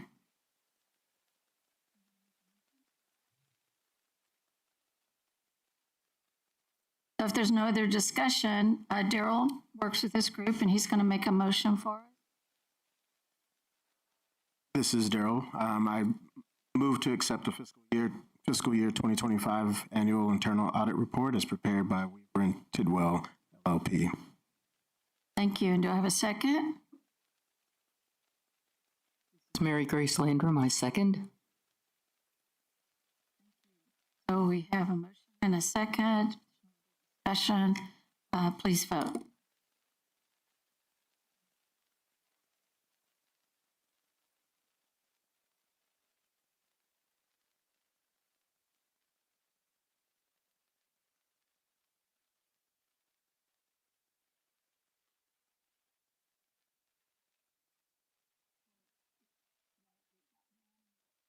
We've got it all. Okay. And the motion carries. So thank you for your time. And it's a short presentation, but that's always good. And for your time meeting with us. Thank you so much. Thank you.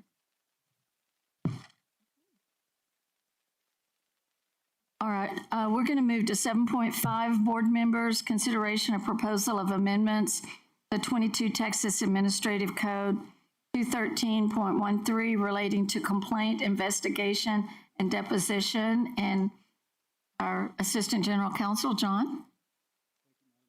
Thank you, Madam President. As you heard, there was an enforcement audit with some findings, and we stand prepared to offer some amendments to remedy some of those audit findings. These are proposed amendments to Chapter 213 of the board's rules that are resulting from the current rule review that Chapter 213 is under and the enforcement audit. There were several areas of the rule that needed to be updated to comply with current standards and procedures. Some of those items that are updated are the complaint submission requirements, the complaint priority system, and the notification of the timeline of an investigation to all parties of the complaint. You will notice that the criminal background check requirements have been removed from the rule as well. That's because we criminally background check all applicants and are enrolled in systems that allow us to find out if a licensee has been implicated in any kind of criminal conduct. And as you heard, there's going to be a follow-up audit on the audit. So this should go a long way towards remedying some of the findings of the audit. And again, this is a current rule review. Chapter 213 is under rule review right now. So you'll hear about that again, another agenda item. These proposed amendments, if the board votes to adopt them, will be incorporated to that current rule review, and they will be adopted together. Happy to answer any questions about that. Any questions, members, or statements? Okay, Dr. Edwards. Thank you, Mr. Vanderford.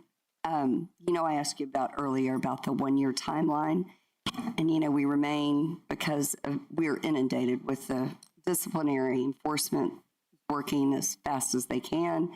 And just out of curiosity, from a legal standpoint, if we were to change a rule or a statute that says we must have all documents within a 1-year time frame, would that help hospitals or lawyers that may be representing a respondent comply?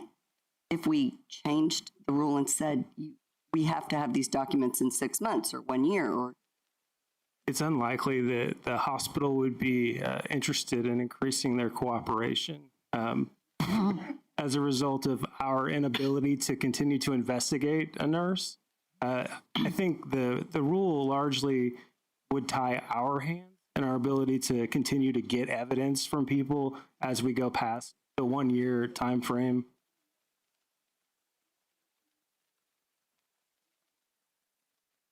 Generally, what we do to motivate the records acquisition is to file lawsuits against hospitals to allow us to enforce our subpoena. Yeah. I agree with the concern.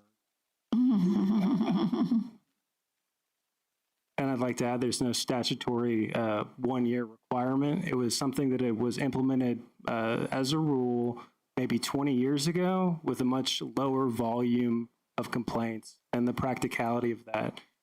Obviously, it's still aspirational. Enforcement's working as fast as they can to get through all of the complaints that they have rapidly as possible. But there's a lot of items that are outside the control of the board, and that's to your point.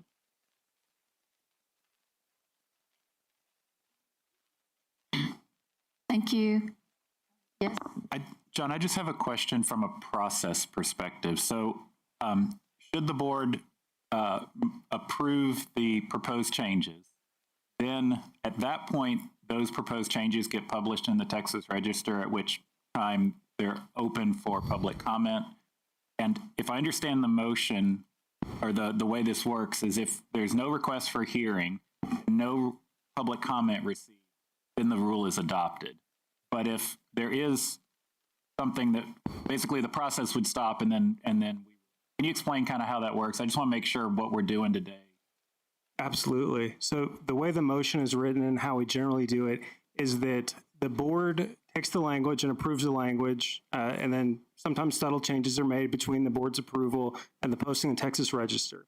Once it's posted, it has to be posted for 30 days before the board can adopt the rule.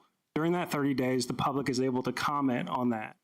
Your approval will allow us to, if there's no public comment, no request for hearing, staff can go ahead and propose or to send a notice of adoption to the register. If there is a comment or request for public hearing, we, staff, come back to the board so that you can respond to the comment. So staff isn't delegated in the motion or generally the board's voice in response to comment. So and that can really slow down the process, obviously. Any other questions, statements? Okay, hearing none. Could I have a motion, please?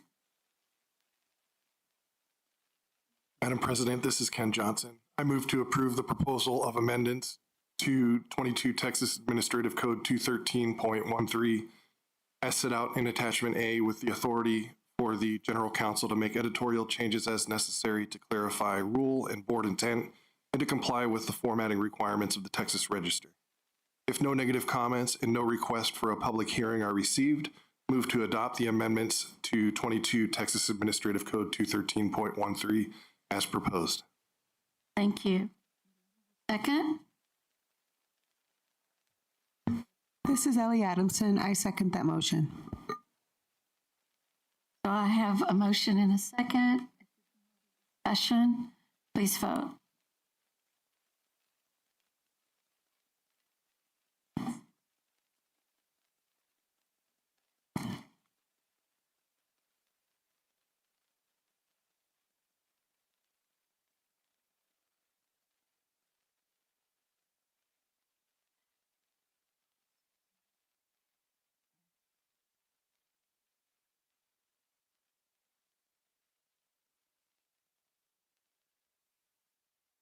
And motion carries. Thank you.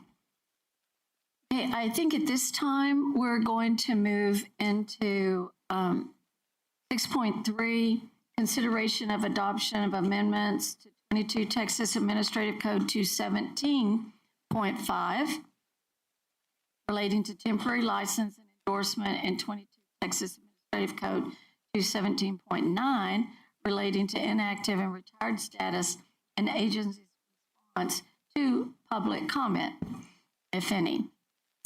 John? Thank you, Madam President. So this is just an update from the last set of proposed rules at the last meeting.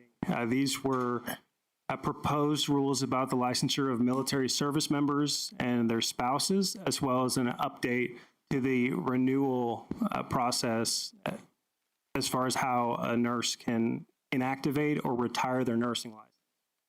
These rules implemented legislation, HB 5629, and there were no comments received. So a notice of adoption will be shortly posted following this meeting. The reason this isn't a consent agenda item, since there is no need for the board to vote, is because we didn't know if there would be comments until Monday. Sure. Happy to answer any questions about that. So this was just information only because we didn't have comments we had to deal with. Questions like Drew was talking about. Okay. So thank you for that. I think we'll move up to 6.2. Consideration of adoption of rule review of chapters 213, 214, 215, 216, 221, 222, and 227, and agency's response to public comment received regarding chapters 213.22 and 222. Here we go. Dawn. And I don't know if Joanne's doing also just Dawn. We'll be sharing this presentation. Okay, thank you. I'll begin. So this is the board received 2 comments, as you said, on a rule review that was posted. I don't believe I need to reread all of the chapters that were under review. Comments were received on chapters 213, 221, and 222. The comment on Chapter 213 came from Betty Smith at the law firm of Leip, Dest, and Smith. And the comments on Chapter 221 and 222 were received from the Texas Society of Anesthesiologists. So Ms. Starr will present the comment on Chapter 213 and the proposed response. Good afternoon. Well, I guess it's morning still. Good morning. The comment on Chapter 213 relates specifically to 213.30 subsection J, which is the requirement that if a applicant is denied and requests a hearing at SOA, and that denial is upheld at SOA, then there is a 3-year waiting period by rule for them to reapply. And Ms. Smith, a commenter, took issue with that, indicating that it prevented us from reconsidering if there were changes in that petitioner's case, that it punished applicants for exercising their right to due process, and that it fails to account for staff-related delays in processing of these petitions. And so in response to that, we largely have disagreed with that. Specifically, these applicants are given their full due process rights by proceeding to hearing. And at that point, we have an ALJ or an administrative law judge from SOA who is unrelated to the Board of Nursing, who is considered and taken a full hearing on the matter. And that is exactly what due process is meant to do. Allowing the 3-year rule is beneficial because it prevents, in those cases where we have had a full presentation of evidence and circumstances and all mitigation and aggravation that would have been possible, it prevents repetitious petitions, and it protects the public and the Board of Nursing's resources, because SOA expends resources to hold these hearings, as well as we are expending resources to go to those hearings. Oftentimes, whatever the underlying reason for denial as well may take longer than a year to overcome. And so essentially that is the position we've presented in our response, is that there is a purpose before the 3-year waiting period, and due process is not denied by having that in place. So I'm happy to answer any questions related to that comment.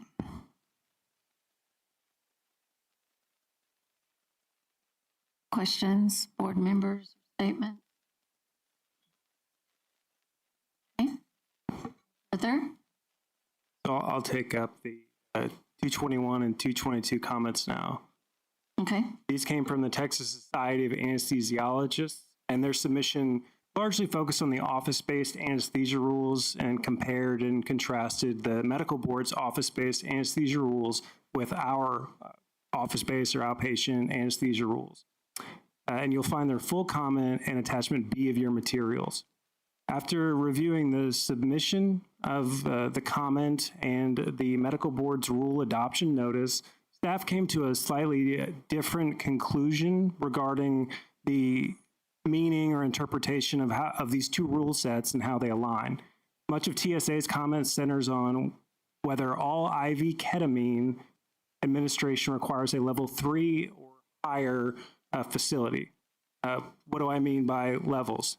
The question is, what kind of personnel and equipment are required for a certain level or type of anesthesia procedure? This issue of IV ketamine has come up and gained attention because there's increasing use of IV ketamine to treat depression and other mental health conditions, often at subanesthetic doses. The medical board's response to comment clarified that its office-based anesthesia rules don't address low-dose ketamine for purposes used other than as an anesthetic. It does appear that the medical board is continuing to wrestle with what to do with these low-dose ketamine uses in clinics where it's giving for a psychotropic purpose to address a mental health issue. The medical board held a stakeholder meeting on September 11th, and they, at that time, took testimony and information from stakeholders where they tried to determine what the best way to regulate these particular entities is. So TSA's comments to us provide valuable information from the perspective of anesthesiologists and context for the board's consideration. That said, it would be premature as far as staff's recommendation for the Board of Nursing to make rule changes before the medical board is able to finalize its position. Doing so could create the kind of conflicts that the TSA comment brings up. Staff will continue to coordinate with the Texas Medical Board and will bring recommendations to the board in the future if rule changes become necessary. And the proposed response to TSA's comment on Rules 221 or Chapter 221 and 222 are included in your materials. Happy to answer any questions about that. Any questions or statements?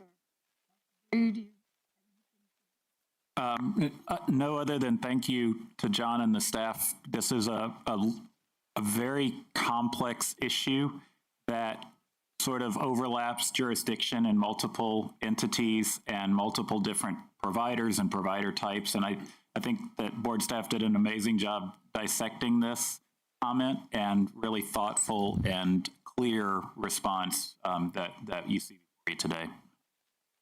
Thank you, Dr. Riddle. And I'd like to also honor Dr. Riddle for helping us make sense of this practice area. Your experience and expertise was very helpful, and it was a big part of the work product that you see before you today.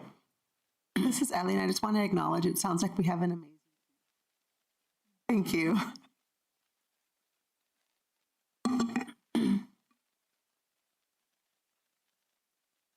I do think that our process of the register is part of our right as the public of Texas. I like that because I think that week's authority that will probably continue, but I think it's also for all healthcare providers to cooperate to protect the public. So thank you for that. And I think that's, our due diligence and theirs as well. But thank you. Okay, so we need a motion. This is Drew Riddle. I move to adopt rule review of Chapter 213 with proposed amendments and to adopt rule review of Chapters 214, 215, 216, 221, 222, and 227 without amendment. Further, to authorize staff to publish a summary of comments in response to the comments attached hereto as attachments. This is Daryl. I second. Thank you. So we have a motion and a second. And if you'll please vote.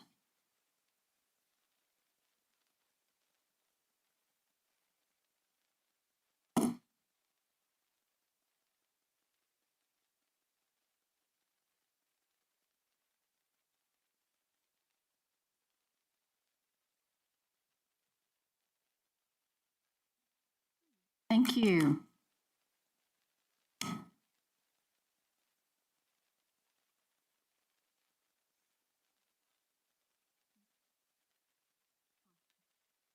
Now, along the same lines, we're going to move on to 7.6, consideration of proposal of amendments to 22 Texas Administrative Code 217.24 relating to telemedicine medical service prescriptions.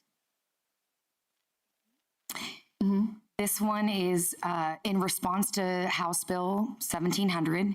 The bill requested healthcare providers to standardize formats for retention of records related to patients' consent regarding treatment, data collection, and data sharing, as well as provisions based on what the standard of care is for consent documentation when those telehealth visits are in audio-only format instead of video and audio format. And so what you have before you today is an attempt to bring our current Rule 217.24 into compliance with this new bill. And we have essentially done just what the legislature asked us to do, which is to require there to be certain information in informed consent documentation for all telehealth procedures, including the nurse licensing numbers, or multi-state licensure privilege, contact information, and practice location with each of these consent documentations. We've also ensured that there are disclosures to the patient in that consent related to the physicians, any delegating physicians information, contact information for their practice, the physician's practice. And we have also required, of course, that the nurse identify the patient prior to giving that telehealth visit. And we've also asked them to acknowledge any limitations. And there are, of course, common limitations to telehealth because it is an electronic or digital communication. Those things fail. And so we've asked them to include that in their consent documentation. And that is all in the proposal in front of you. And I'm happy to take any questions that you may have about this rule. Thank you for that. I wanted to say, because we have students in the room, I wanted to tell you a couple of things. So we have these rules, and these rules come from statutes that the legislators have voted on and come to us with, and they have heard from their constituents, because they're not experts in those areas many times, and so they bring these to us, and then these rules have been here for a while. Well, telehealth wasn't. We went to offices, and now we do them over the internet. And so we have to update with time, and so that is part of this process. And we are the specialists, and our staff work on these rules, and that's where sometimes our board members help with that, our staff, and that's why we have a plethora of different experiences to come together and do these, just like he was talking about. So we've had a public response to those last ones. So this one is that beginning, House Bill 1700. And, we're just now kind of working out the quirks of telehealth. And so that's just part of our process. But periodically, and I don't remember what it is, that we review that every 3 years? Every 4 years. Every 4. So every 4, all of these come up. So as an advanced practice, 21 and 22 and 228, others, and then these others that are 14, 15, and 16 are education. And so, we have certain timelines. If something happens in the legislature, we're going to do it early, but we're routinely going to process those and make sure. Anybody want to add something else? Or Madam President, if I may add one thing. When we constructed this rule, we also were careful to ensure that it covered both APRNs and other licensees, because we do know that many RN nurses are providing telehealth services involving triage, sometimes by phone, sometimes by video. And so I think it is important for the public and the students to be aware that you may be subject to these rules as well, even if you're not an APRN.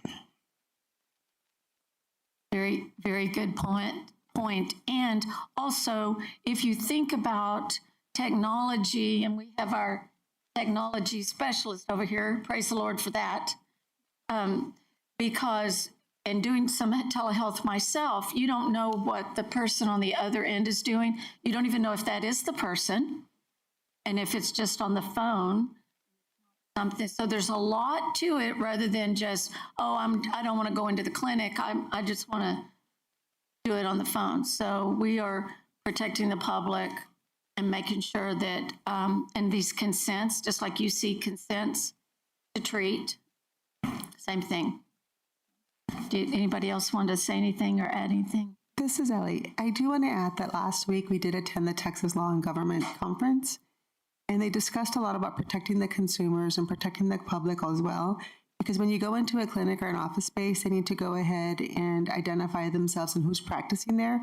I think when you kind of deal in the electronic world, that's equally important, but we don't really think about that. So it's nice for them to be able to consider that that's being posted. Now, as far as the licensing information for these providers, whether it's APRNs, et cetera, is it forward-facing when the consumer logs into the portal, do you know? So the details of how each facility or practitioner may initiate this rule is going to be something that they're going to have to determine themselves. So we're requiring that it's there, that it's retained for, I believe, 7 years longer if the patient is a minor. But in terms of how to implement that into whatever portal is being used by the practice, that's going to be for them to determine. Thank you. Joanna, thank you for your all your work on this.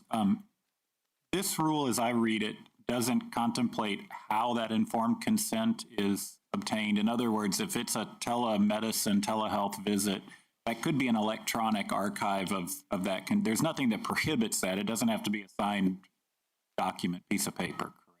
No, it does not. We don't have anything in this rule that would require it be a physical signed piece of paper. It could be an electronic signing.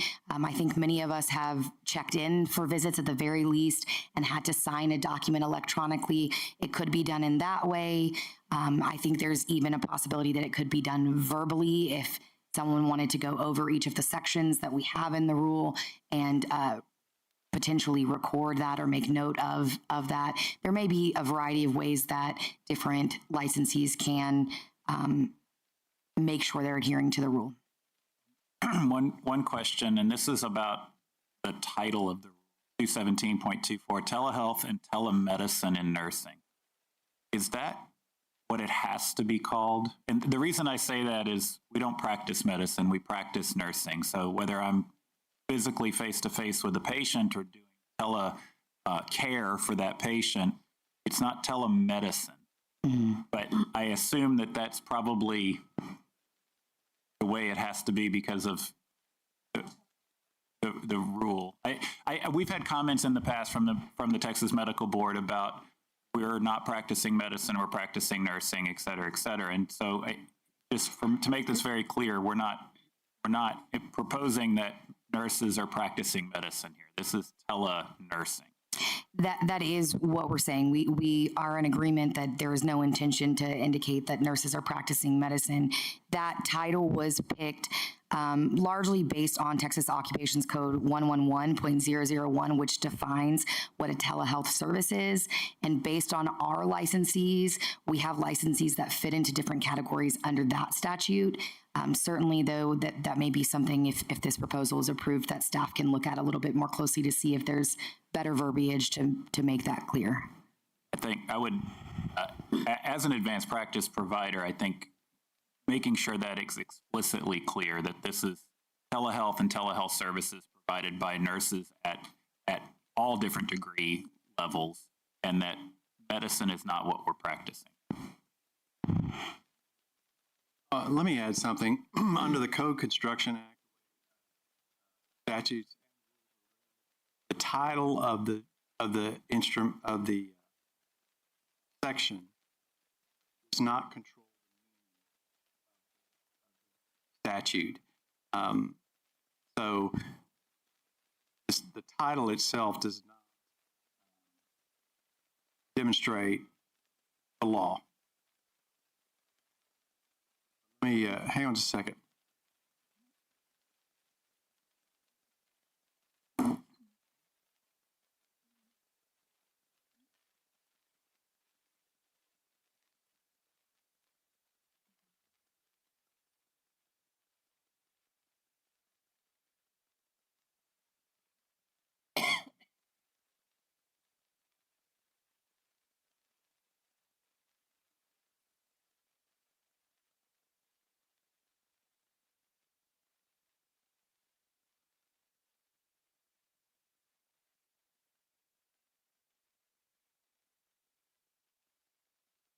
Oh, I'm not.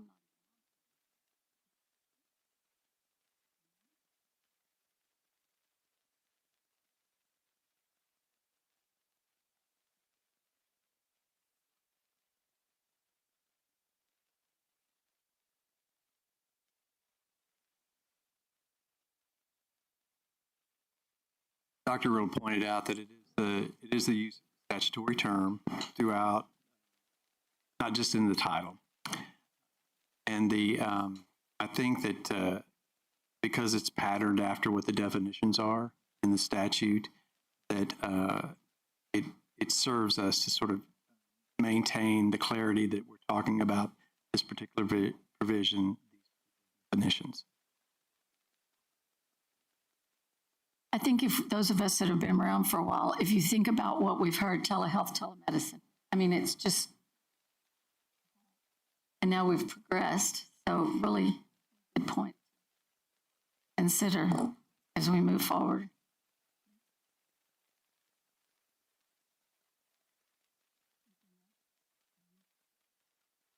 Okay.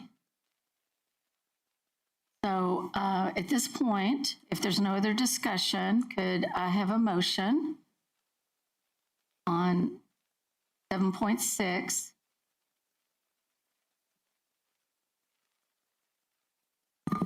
Madam President, this is Ken Johnson. I move to approve the proposal of amendments to 22 Texas Administrative Code 217.24 as set out in Attachment A, with authority from the General Counsel to make editorial changes as necessary, to clarify rule and board intent and to comply with the formatting requirements of the Texas Register. If no negative comments and no requests for a public hearing are received, move to adopt the amendments to 22 Texas Administrative Code 217.24 as proposed. Thank you, Ken. Second? This is Mary Grace Landrum. I second.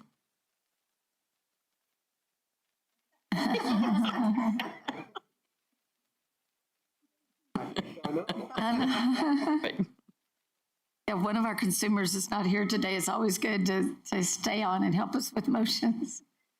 She's missed. Okay. Everyone votes? Ellie, yours.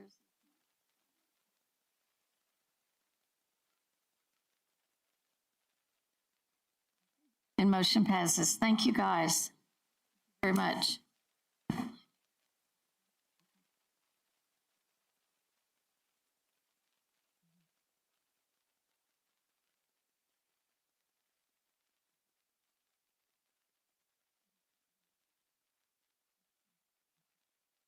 Okay, so one of our members, Kathy Boswell, our ADN representative from Mineral Wells, has provided lunch for us. So at the time when that was decided, we didn't know we'd be in another building. So we're going to break for lunch. And we, board members, need to go back to the Bush building. And it's going to be on the 10th floor, 10.102. Those who were there for the retreat yesterday, it's going to be in that room. And so right now it's 11:45, and we do our forum at 1. So I'd like for us to try to be back by 10 till, if possible, to 1. So we will till 10, 12:50.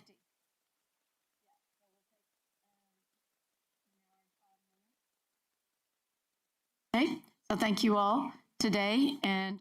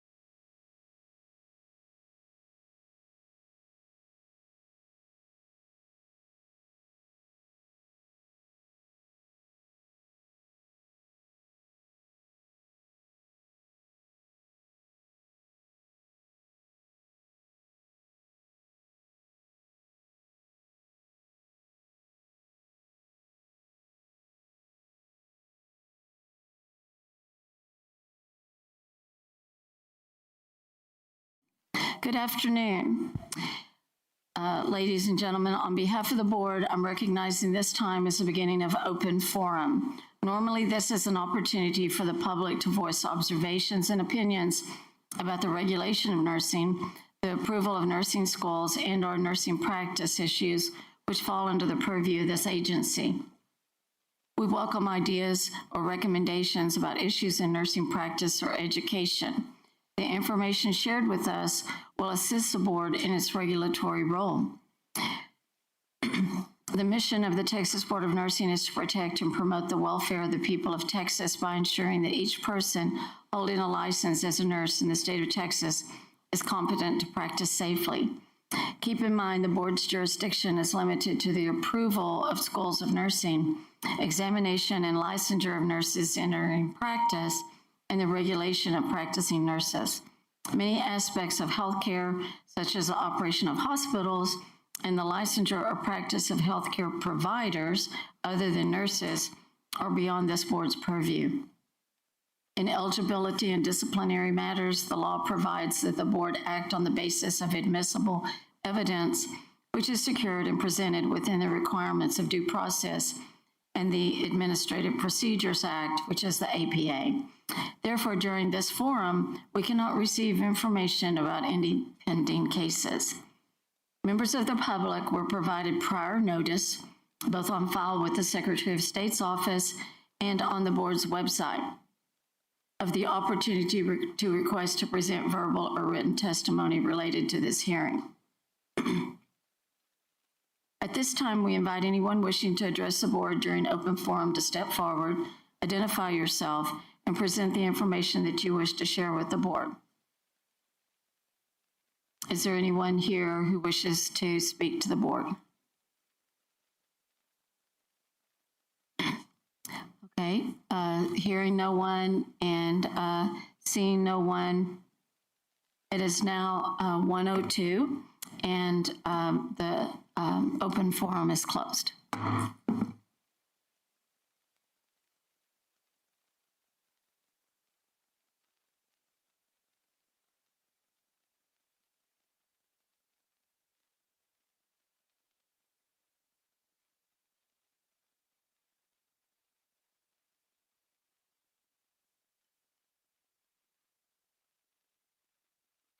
At this time, we'll move on. It's a little few minutes early, and she's here, so we will bring Brittany forward for 7.1.1, Texas Peer Assistance Program for Nurses Quarterly Report for the fourth quarter. And it has listed Serena Bumpus, but we are going to have Brittany Majeski, MSN RN, PMH/BC, Program Director of Texas Peer Assistance Program for Nurses. Welcome.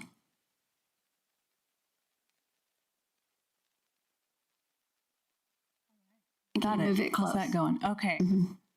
Lean in here. Good afternoon, members of the board, Madam President. Happy to be here and give an informational report on our fourth quarter, and then just a little bit of information for you all on kind of what we have set as goals for this next year, strategically based off of what last year looked like. So just going to go through that, and if there are any questions, comments. So as you can see, so comparatively to our third quarter, our fourth quarter slowed down a little bit in terms of our active caseloads. Our numbers did decrease from 617 to 559.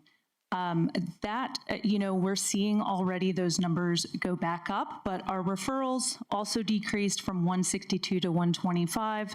We had one of the slower months in there was July. We looked at that, we just did not receive very many referrals in July. We're kind of tapping into that. And I'll talk a little bit more about strategically what we're wanting to do in relation to continuing to try to increase those numbers, because that's kind of the first time we've had a little bit of a slowdown overall. However, there were throughout the year a lot of wins. So one of our goals for the year and within our strategic plan was to hit at least 600 referrals throughout the year, and that would have been a 10% increase.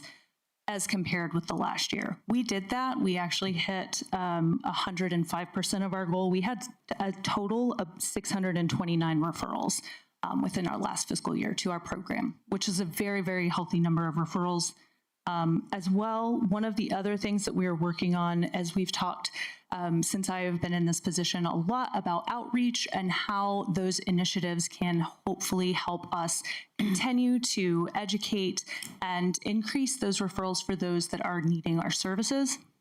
Our outreach goal across the next 4 years was to increase 10% year over year on the number of nurses that we are impacting and seeing, and that we did meet that goal.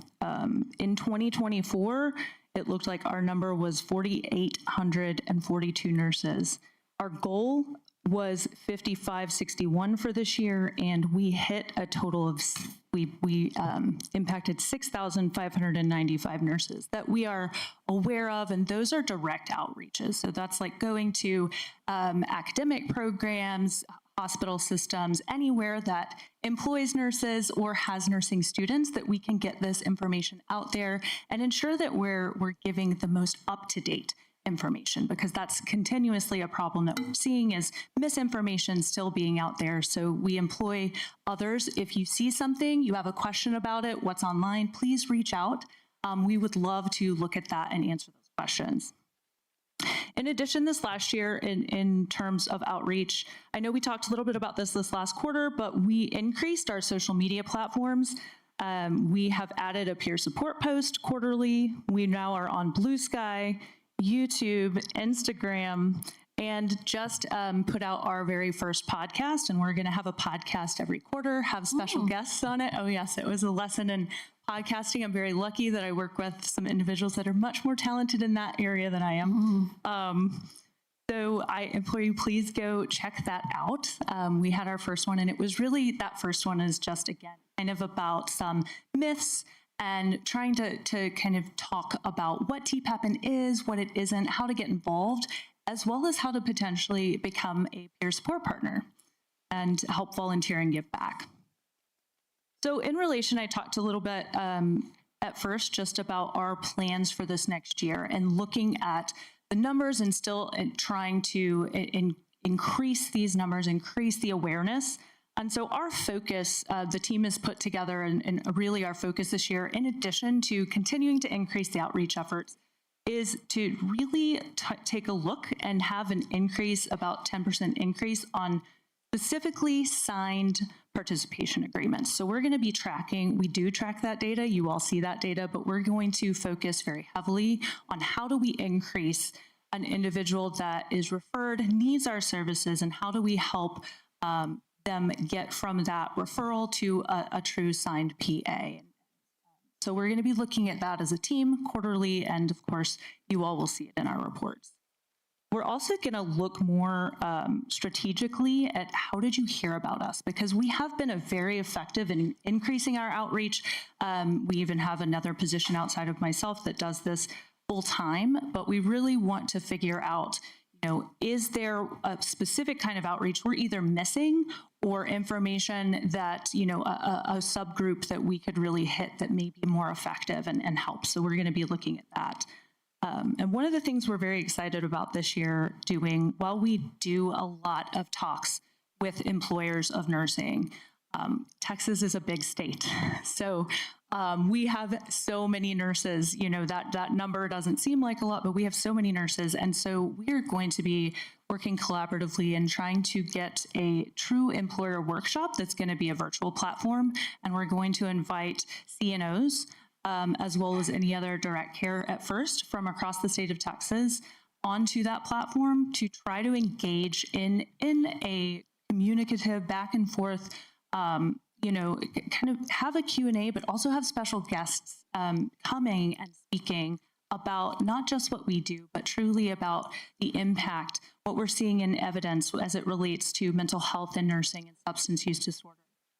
Our attorney, so that we can speak, because one of the biggest fears is, right, I'm going to lose my job, I'm going to lose my license. How do I employ this nurse? We want our employers in the state of Texas to be the most TPAPN friendly that they can. And so we're really excited about putting that together. And I'm hopeful that by next summer, we'll be able to kind of talk to you all about those efforts. But that is what we are doing from a strategic planning goal to try to continue to increase these. Did I hit everything? Question?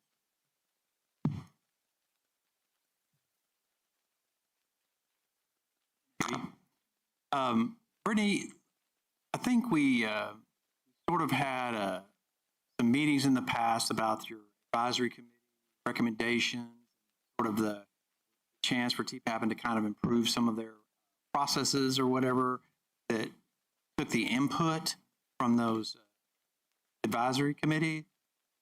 And can you tell us a little bit more about their activities? Because I know that those people convene to try to always bring a sort of stakeholder desires, wish list. Yeah, thank you actually for bringing that up. If my team was watching, I would be remiss to say that if I did not tell y'all a huge project. I'm always so proud of this team.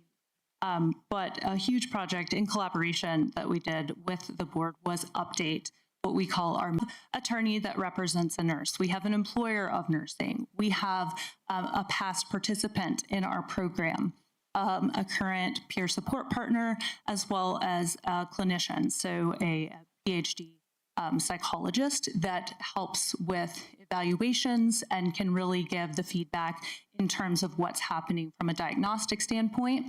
And they all sit in, as well as a member of the board. And so helping us, advise us what's going on, are we missing anything? Really trying to have that whole puzzle and put it together. And so we all worked very collaboratively to look at, where can we make improvements, such as with our matrix. So one of the things that, we really looked at is the time frame, based very specifically on the diagnosis and referral source. We looked at ASAM criteria to ensure that we were in alignment with that criteria and with our matrix. We looked at different therapeutic interventions and being really creative on what are we seeing out there in mental health in terms of, what's working outcomes based. And so all of that kind of came together to put that piece, and we started that new matrix in July. We're kind of tag teaming off of that, and we're going to start looking at pushing out more of the earned advocacy. We already started doing that, but even more so the idea of earned advocacy with our nurses that are in the program, as well as what it looks like if there is a lapse or a relapse, and how we manage that, and how TPAPN is very supportive of recovery, and how do we balance the overall a point of accountability and support, because to have one, you have to have the other. Is that what you were getting at, Dusty, kind of talking about those types of things? How often are y'all meeting? We meet quarterly. And then with our subcommittees, if there is one or two of them that we need additional information from, or, then that's. I've always been kind of personally curious, but about the sort of the status of the Texas Peer Assistance Program for nurses in the context of sort of the nationwide peer assistance program groups, and their energy or activity or best practice happening. And then the last thing I was curious about is that since COVID and since the sort of the overall trauma and stress that the nurses sort of endured, that I know leads to a lot of fear of substance use disorder or otherwise. Now that we're coming out of that, or was there anything from those days that are anecdotes about, what's happening, this sort of the overstressed population that we all feared might, kind of turn to self-medication and things like that might have existed? Okay, so your first question, just to go back, is repeat it. The peer assistance. Okay, from a national standpoint. Okay, thank you. And there, so yeah, so we do, our program. I sit on the NOAP board, and I implore you guys. Our NOAP conference is going to be in Houston this year, so I would love to have you all come. I'll send information, but yeah, so there's a lot of work behind the scenes and what we're doing nationally, because I'm sure, we've kind of discussed this, but nationally, almost every single state does it a little bit differently. Those of us that are a little bit more progressive have been kind of leaders in what that looks like, looking at outcomes, looking at our numbers are typically a lot higher than those states that may not have opted for much change, but we are regularly, in fact, right now, we're reached out to, what are y'all doing with policy? What are you looking at to inform that policy? And how are you structured? So yes, from a national standpoint, I don't want to do it, but I would say that Texas is up there. The team at TPAPN is just an amazing group of individuals that are always looking to push and figure out how can we do better? What can we do differently to help serve nurses? And they're just, what they do every day, it is inspiring. So yes, I would say, the nation as a nation, there's a lot of stuff behind the scenes where we're trying to really pull together and work with NCSBN and develop best practices directly from, peer support, alternative discipline programs. So working on that. It's a big pull, but we're working on it. And then the other question, kind of coming out of COVID, that one is a really tough question. Research is still showing us that, we're still seeing a really, really high rate of mental health conditions amongst nurses. And one of the things that we're focused on also is death by suicide in nurses. And we've started another module series. It's a Saving Lives series, in which we're talking directly about that and, risk reduction. But I don't think that we're out of the woods to answer that question. I think that nursing in general needs to continue to focus on wellness initiatives and how we can continue to support our active, our working nurses and our students, and so that we can continue to have healthy, productive work lives and a good balance. So yeah, I think we've got some.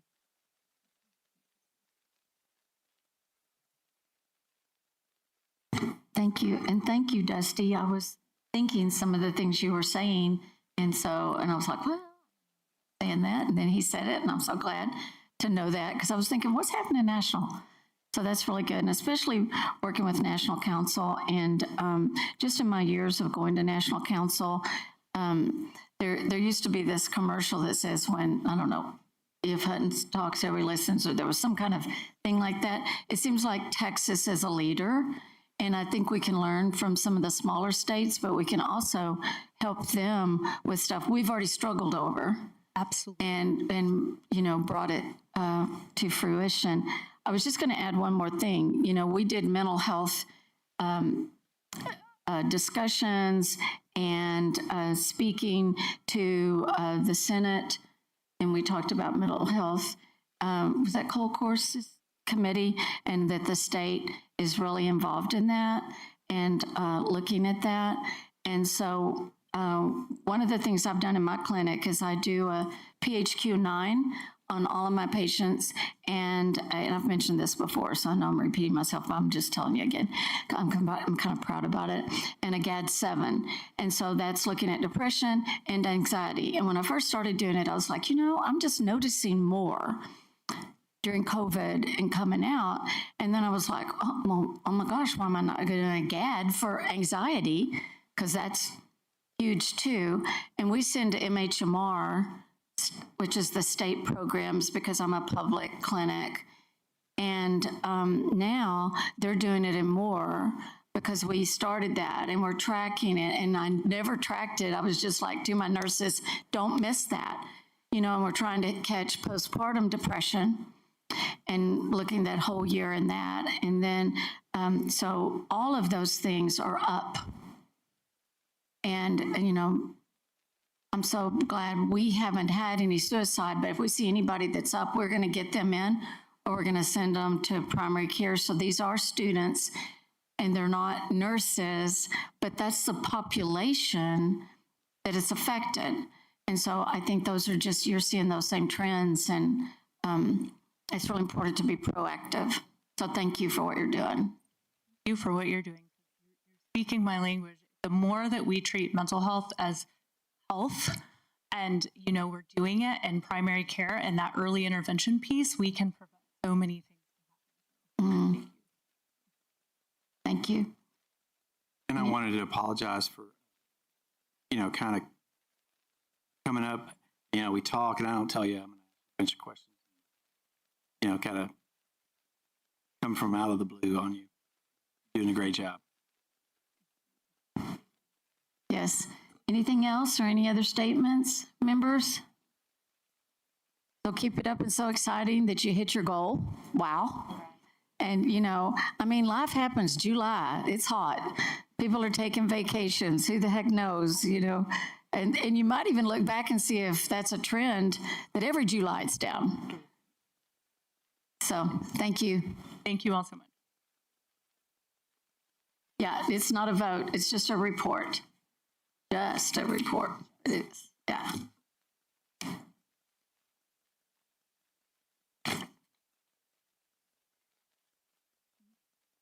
Yeah. Okay, let's go to the fives. 5.2.1, Advanced Practice Nursing Advisory Committee. We do not have a report at this time.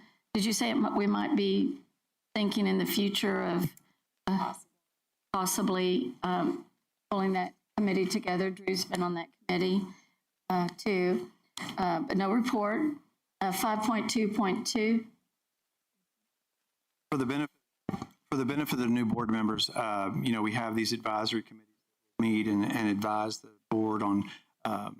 Generally, the board meets and presents them what they believe to be the charge that committee is to be evaluating and report back. And so, for the benefit of the new board members, before a committee like that actually often meets, there is a deliberation by the board to consider an issue and have that referred to these subject matter groups, these stakeholder groups, and then have that group meet, take a deep dive, and then come back with the recommendations. Thank you for saying that. I just assumed. I appreciate it. So Nursing Practice Advisory Committee does not have a report, and the Task Force to Study Implications of Growth of Texas Nursing Education Programs, there's no report, right? So we can move on to 5.3.1, and that is the report. The A is a report on National Council State Board of Nursing annual meeting held in August in Chicago. And Dr. Benton attended, Smith attended, I attended, and then we had Nancy Lewis and Mary Grace. And so I was going to ask them if there was anything they wanted to share, or I'd like for them to share about what they thought, because I really try to encourage board members to go at some point while you're on the board. And this was their first time. So. And I'm not a traveler either, and that was a big experience for me. But the thing that I noticed most was the enthusiasm and the excitement, that it was just a physical feeling as well, because it was just inspiring. I'm not a big speaker, but it was inspiring.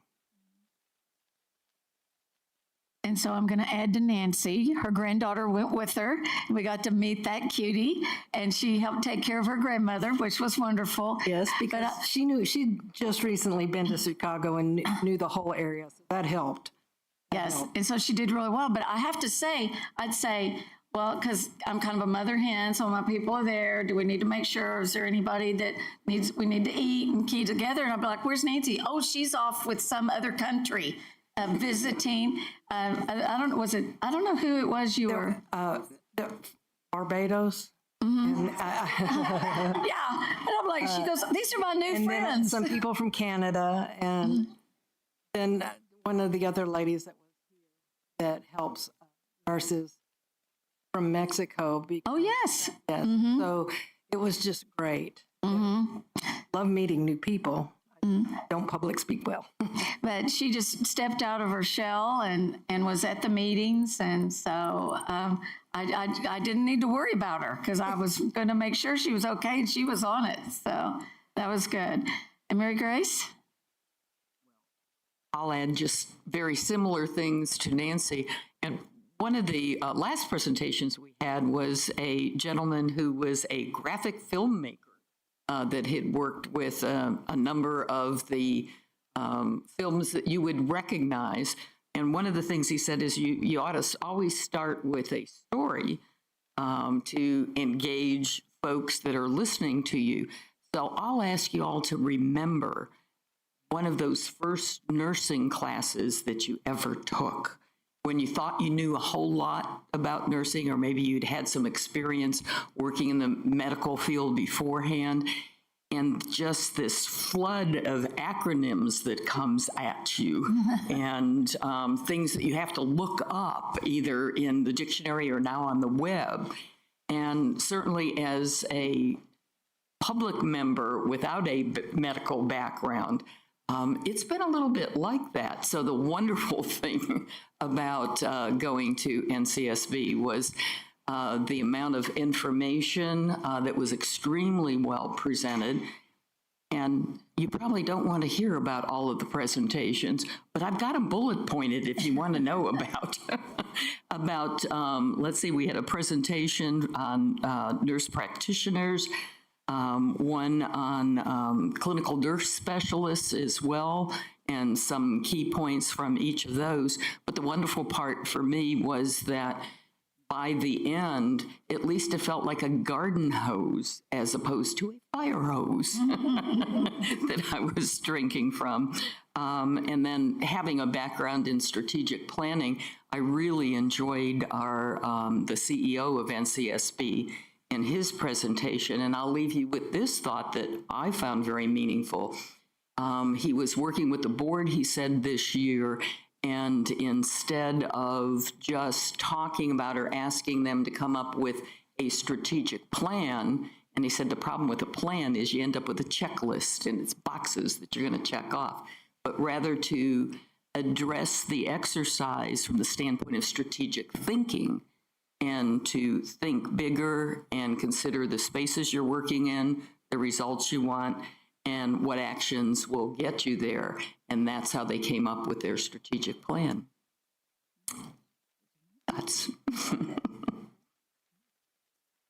And so, and Dr. Hooper was there, and she was going off of the committee which is the secession committee, and you'd been on for 2 years or 4 years? 4? And so, you know, everybody loves Dr. Jan because she's been a guru in leading education, and then she did succession planning. So it was great to participate with her. Was there anything you want to add about the meeting? I just wanted you to know that speaker that worked so long with Pixar, I had to go home and order a bunch of those videos I had never seen. Yeah, so he was with Pixar Toy Story. Yeah. And he just, I mean, it was just so entertaining. And National Council always does something that's kind of artsy, out of the norm, different. I mean, we've had Blue Angels and astronauts and Hamilton. I mean, we just had all kinds of things. And Kathy Smith was there. So did you have anything? No, I would just second what Jan said. I think the Pixar speaker was amazing. So it's always nice to see that. The one thing I would share is being newer to the board, and this being my first annual meeting, I took a little extra time to try to ask questions to other staff from other boards, just to enlighten my own, knowledge about what other people do, how it works for them, how it don't work for them. So the peer-to-peer networking was probably my favorite thing about annual and mid-year.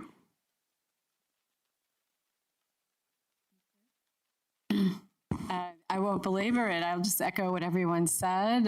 One item of business that the Assembly voted on, well, two items, were the 2026 NCLEX RN and NCLEX PN test plans.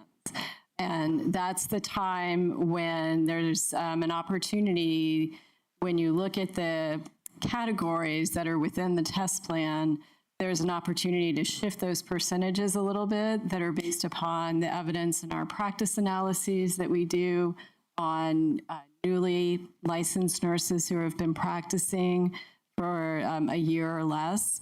And the Assembly voted to approve those plans without any changes.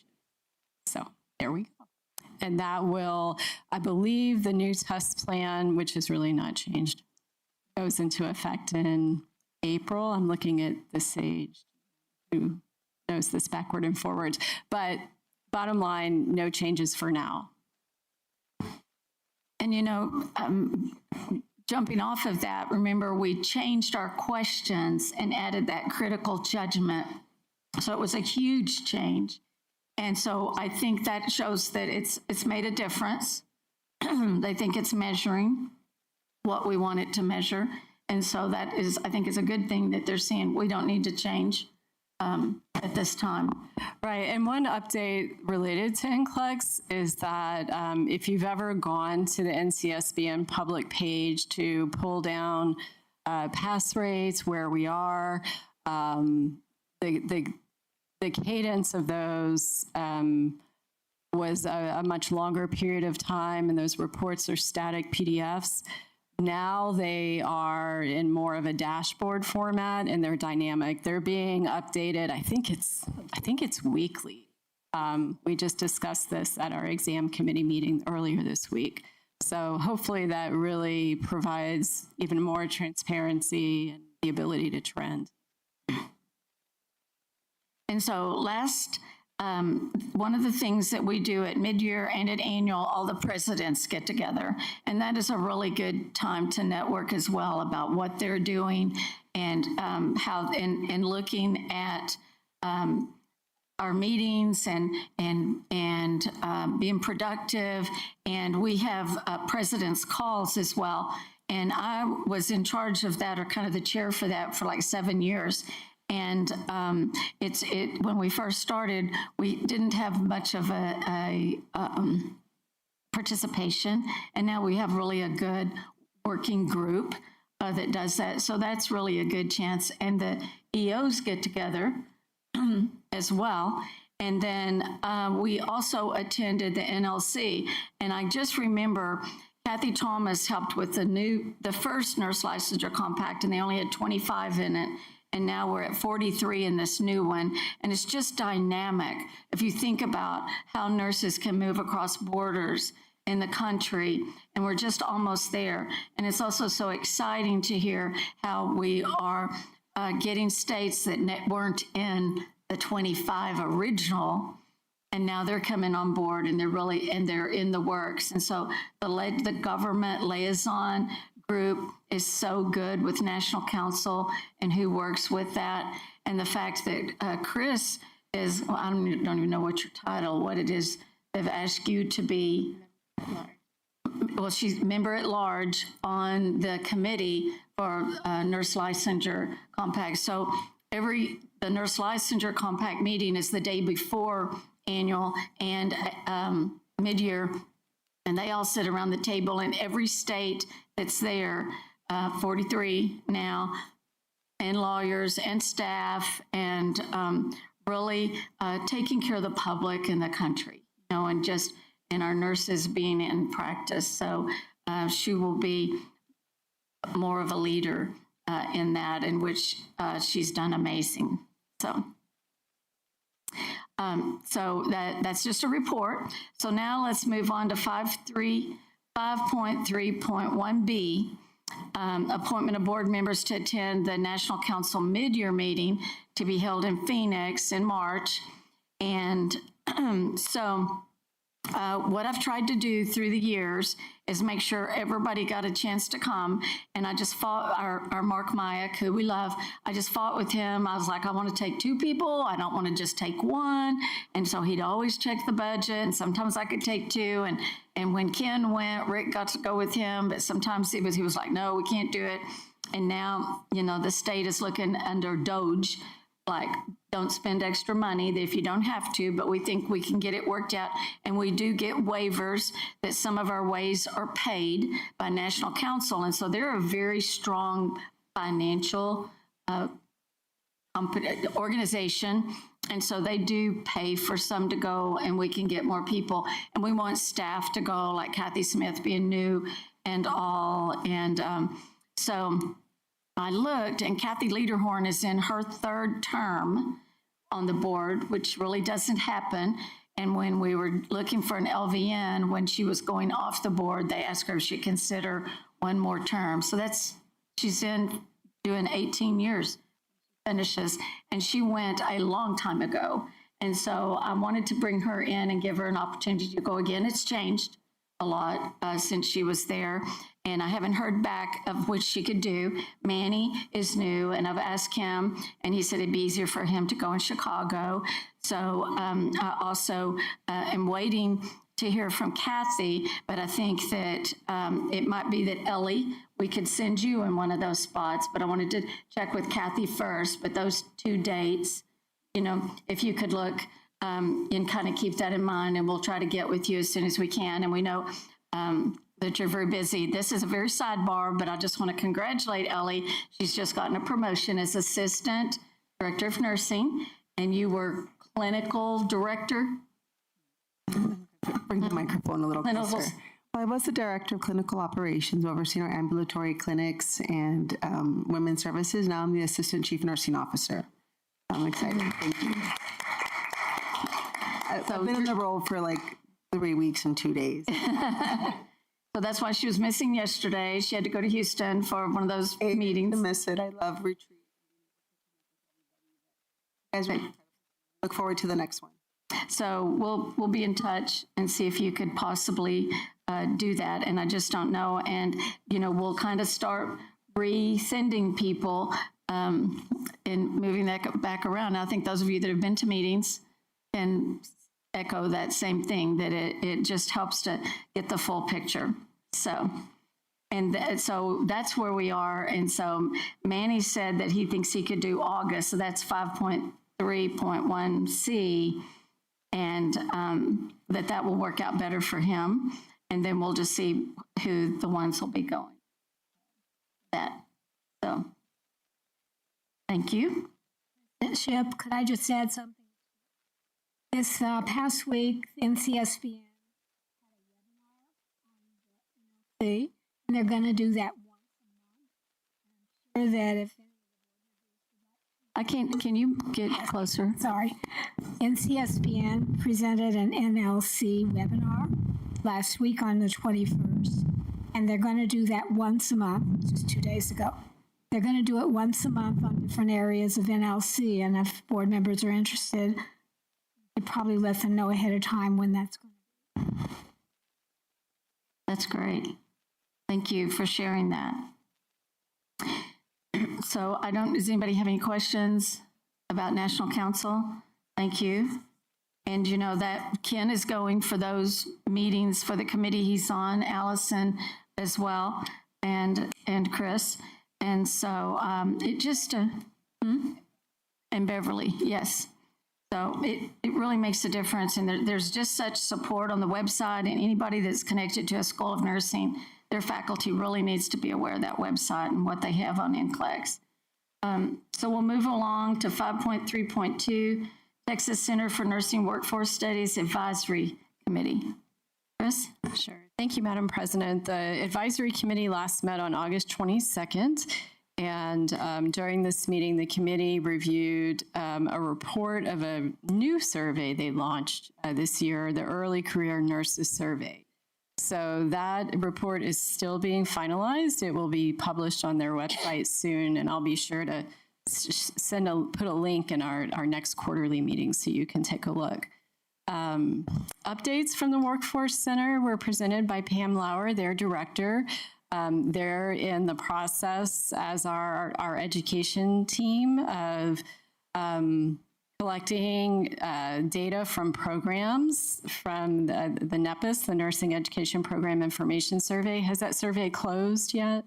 It's closed now. So the Workforce Center staff are now looking at the data, figuring out, what needs touchbacks with programs, and it will inform the reports that will come out next year. The Workforce Center has updated their VN and RN dashboards that you can access through their website. And they also administer the Workplace Violence Against Nurses grant program, and that report was published in June. It's on their website. And the request for applications for the next grant cycle is in play right now. And after evaluation of all those applications, contracts are scheduled to be finalized in the summer of 2026. Let's see. They will receive annual licensure data that we share with the Workforce Center so that they can publish those results in December. And they will be convening task forces for the employer nurse staffing surveys in October and planning for data collection. And there was a bill passed during the session, House Bill 3801, that abolishes the statewide health coordinating council, and it also abolishes the Workforce Center's advisory committee, this committee that I'm reporting on. A new nursing advisory committee will be established by December of next year, and they will fulfill the same duties that they have all along. And it also authorizes members who had been serving to be appointed on this new bill-created committee. It also requires that they establish a work group to study career pathways for certified nursing assistants, medication aides, personal care technicians, and persons trained in nursing while serving in the military. The report for this work group is due to be published December 1st, 2026. So the Workforce Center has been soliciting nominations for participation in the work group from relevant and statutorily required organizations. So lots of churn and change over there. As I said, the nursing advisory piece of it will re-engage next December. And in the meantime, the center's operational plans include many of, the survey work, much of the survey work that they've done all along. And, Pam and her team are having to really prioritize what are the most important projects given this additional workload. So more to come. Be glad to answer any questions.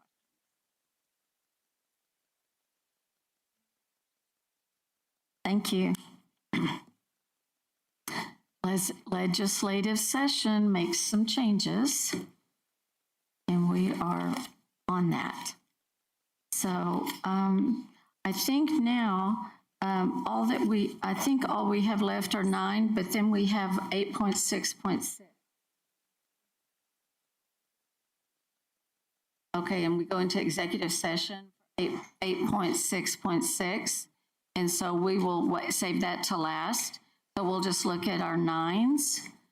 And before we do that, and we'll do that one, that'll be the last part.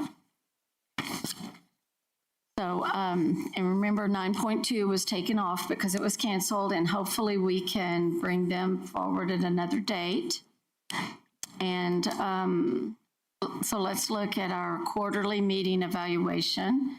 And we had 15 present, and I had 14 respond. So one of you snuck out without giving me an evaluation. So then you are not represented on this, whoever you are, and I can't tell I mean, I don't know. Nobody puts their names, and so it's all anonymous. So, and it's very lengthy, and I hope that you read it. I don't want to read all of these, but as usual, about the agenda being clear and supportive, and everybody says they like to get the information a little earlier, but then sometimes Patricia doesn't get the information to be able to give to us, and we all understand that. I mean, this just asks, what are your statements? And it's definitely not a criticism of Patricia. I mean, last time I think we got a lobbyist letter the night before or something for a school. And so all members were prepared to discuss, talking about thankful for the educators. And I don't know, the educators get to see this, do they? The staff, I guess they can go in and see, because it's always glowing about the staff, as usual, provided what we needed for an efficient meeting. And one person said, Patricia always gets it out with adequate time. And the one right before that, it's hard when we get the documents at the last minute. I was like, okay. Anyway, so, but we understand that. And perfect attendance, that was exciting. I appreciate everyone's efforts to be here. Member said, I'm always impressed at the level of preparedness, the knowledge and questions asked by the board, subject matter experts. And that's the thing I love. Things I love about this group is everyone has different expertise and brings forward questions.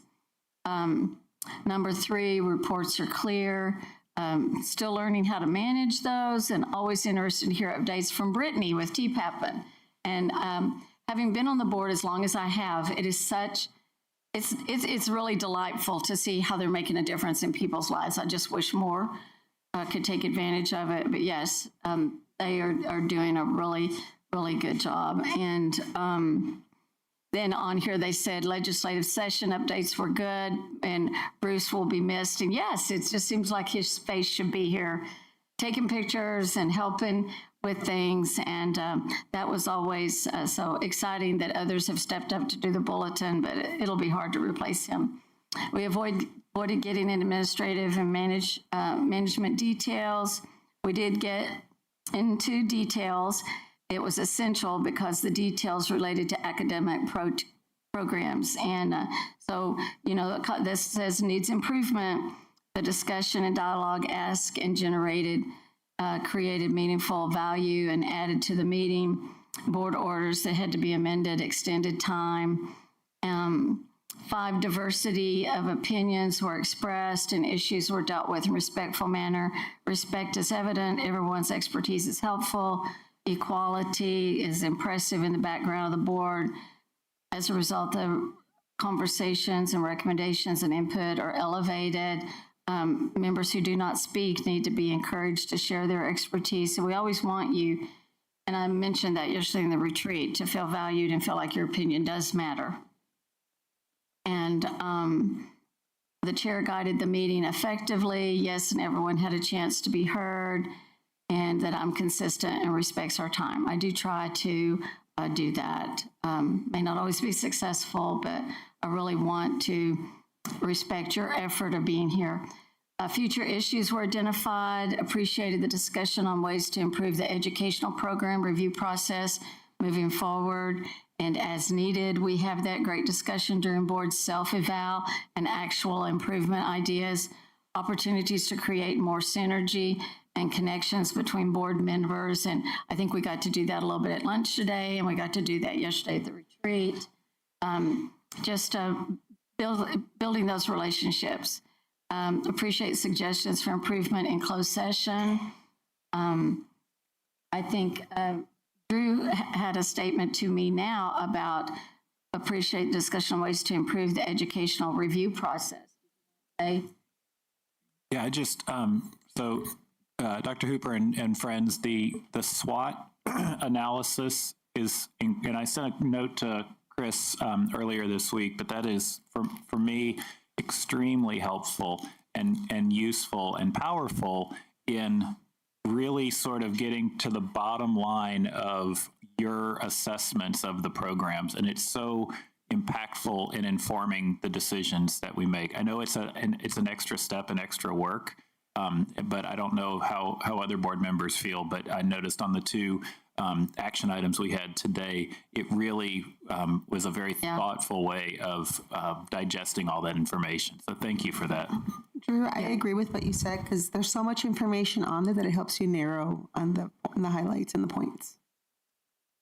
And I will echo that as well. I really appreciated that this time. It made it so easy to go through a little quicker. There you go. Process improvement. And so, great. Thank you. So you guys need to be proud. I don't know how you got it tweaked out. So, Dr. Hooper? I'll try to be heard. We really enjoy doing visits, even if they're only virtual, but the in-person mean a lot to us because we really get to go in and see what's going on. Writing the report, we try to do it right away before we forget. Mm-hmm. For your comment. Thank you. So we appreciate you. All members were present. That was just so exciting because you see we've lost some members today, and that has really kind of been our MO through the years. And so I think we had 14 at one meeting, then 15. So we know that you take time off. Some of you lose pay because of not being there, and you know you're busy people, and so we do appreciate that. The meeting began and ended on time, and IT worked very well.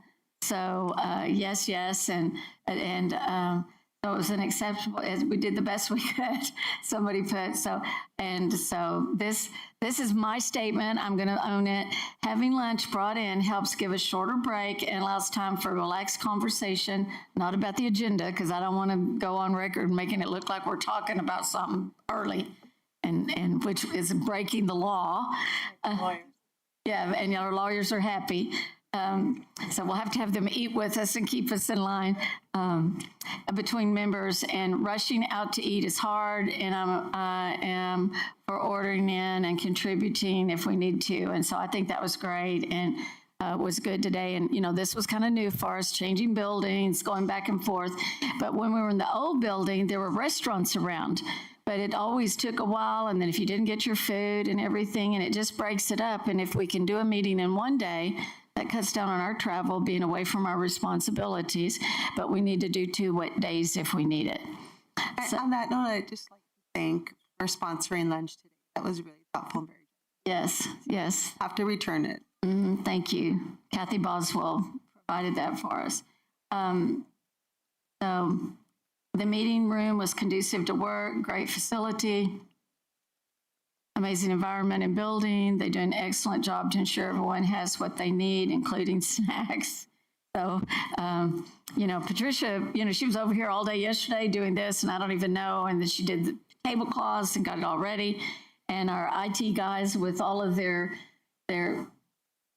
miles of court. Yes. Everyone. Definitely. And temperature was perfect for me, which is never said by anyone at those meetings, because I've always brought a blanket in case. And then we had times that stuff was falling out of the ceiling in our old building. Remember that, Allison? And yeah, it's like little things scampering or something. So anyway, we love that new facility, but it's nice. We've been in the Jordan building before when we were waiting and transferring back and forth, and so I'm glad we have this as an alternate. Miscellaneous concerns, school discussion, this is mine. School discussions may need to be 45 minutes on agenda. Many do not stay within the 30 minutes allowed. Now with a board of 15 members and 100% attendance, which is great, I said, creates potential more members contributing to the discussion and lengthens time need for school discussions. And so that's not a negative. It's just looking at what is our schedule and some of those that we know are going to be that. And some do get done in 30 minutes. But I think sometimes we can see some that maybe it goes over and then they're waiting for the next one, and we don't want to be disrespectful, to conversation. Can you get closer?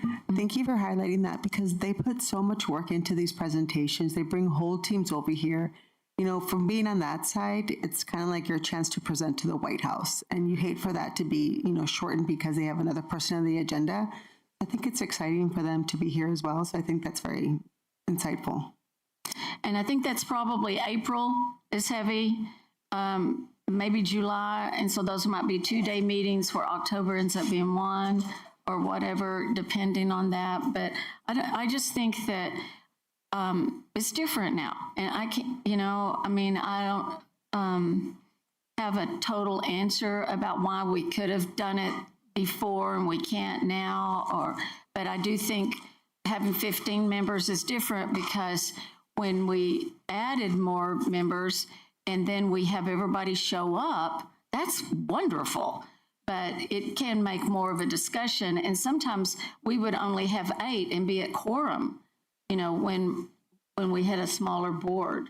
And so, and everybody's opinion is valued. So then when we have a big educational agenda, I would ask we keep this a 2-day meeting. So that's just what somebody else said, that, we just need to look at that. Or it's like a day and a half. But when I first got on the board, we stayed 2 days. And we were there, but we didn't do consent. And we changed, during COVID, we went to consent and put all that on, because before we discussed a lot of those things, and now we don't, assuming everyone prepares and knows what they are and can call it off of consent if they need to, because it is valuable information. So thank you. And then doing the evaluation took me longer than this. So, I have Patricia going, hello, it's in the evaluation. So anyway, so thank you for your time, and try to fill it out before you leave this time if you can, or email it to me. And then we go to 9.3, board meeting eligibility and disciplinary committee meeting and informal conference dates for 2026. And so we have the updated one on here. I know it doesn't have my name, but I'm going to talk for a second, and then I can turn over to you guys. But Allison needs to remove herself from August and put herself on September. And we had an RN spot open for September, so I just wrote her in.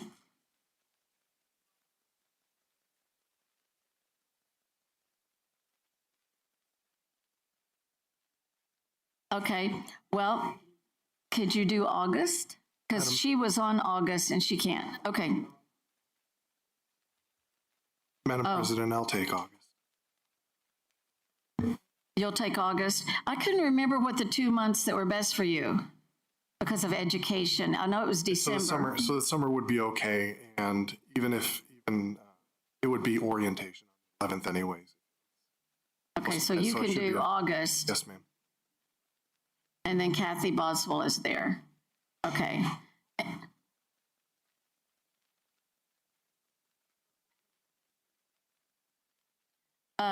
No, February. Ellie's got February. That was the only ones that were open, but it doesn't mean we're not going to have. But Kathy didn't have one. And did you already have?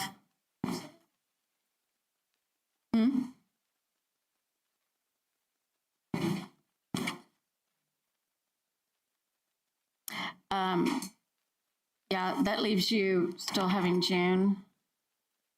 And lots of times people have to change and somebody needs to be filled in. So we definitely can call. So if, because that way Allison doesn't have one. So if Allison did February instead of you, can you do February, Allison? February 10?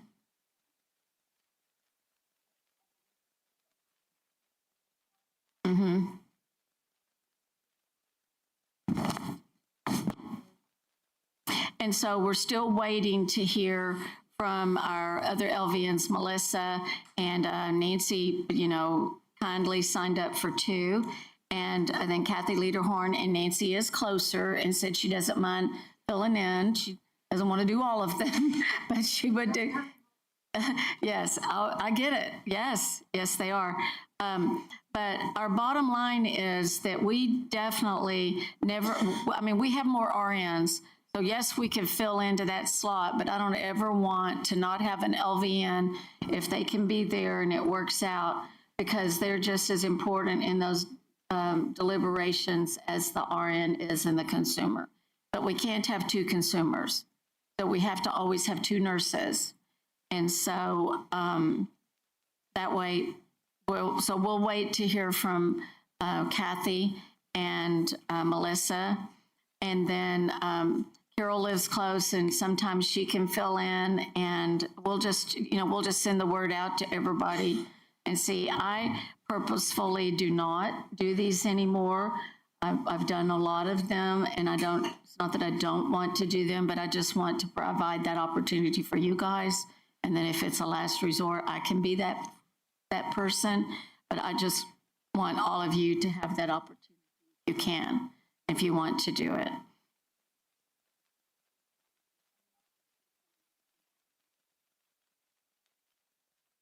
Well, you were on August. August. Yeah. So now you're not. Yeah. And so you're February 10th. Yes.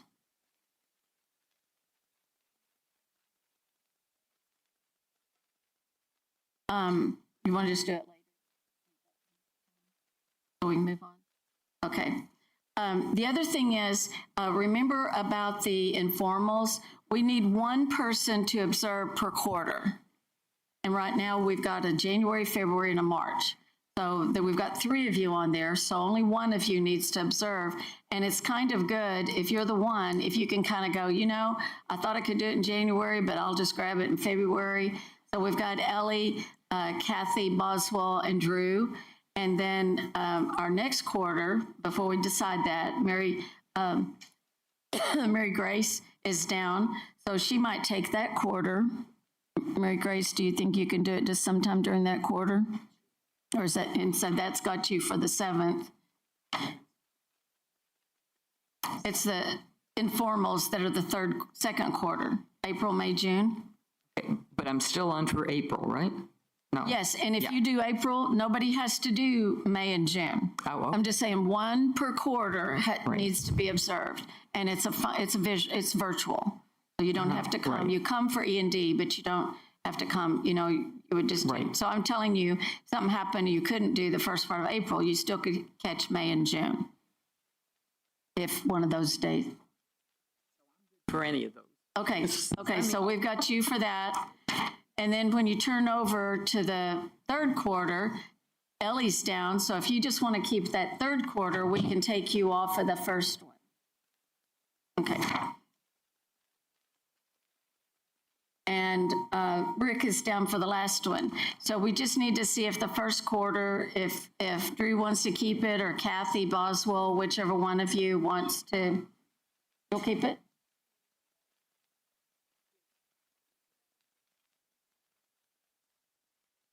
It's in there. If you go under that, and we'll send out the new one.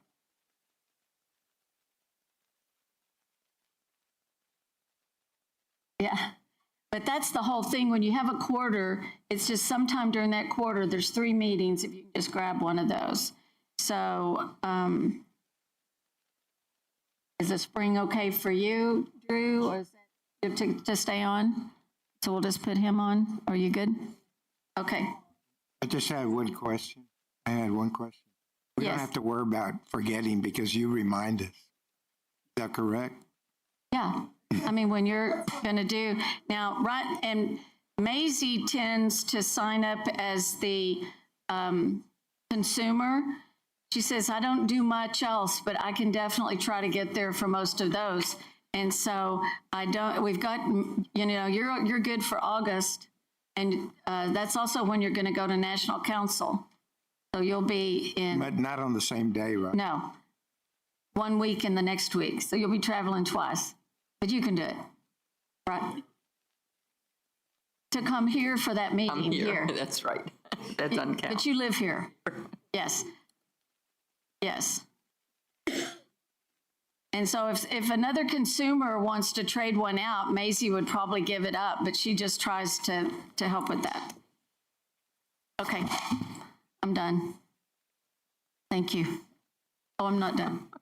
Okay. So now we're going to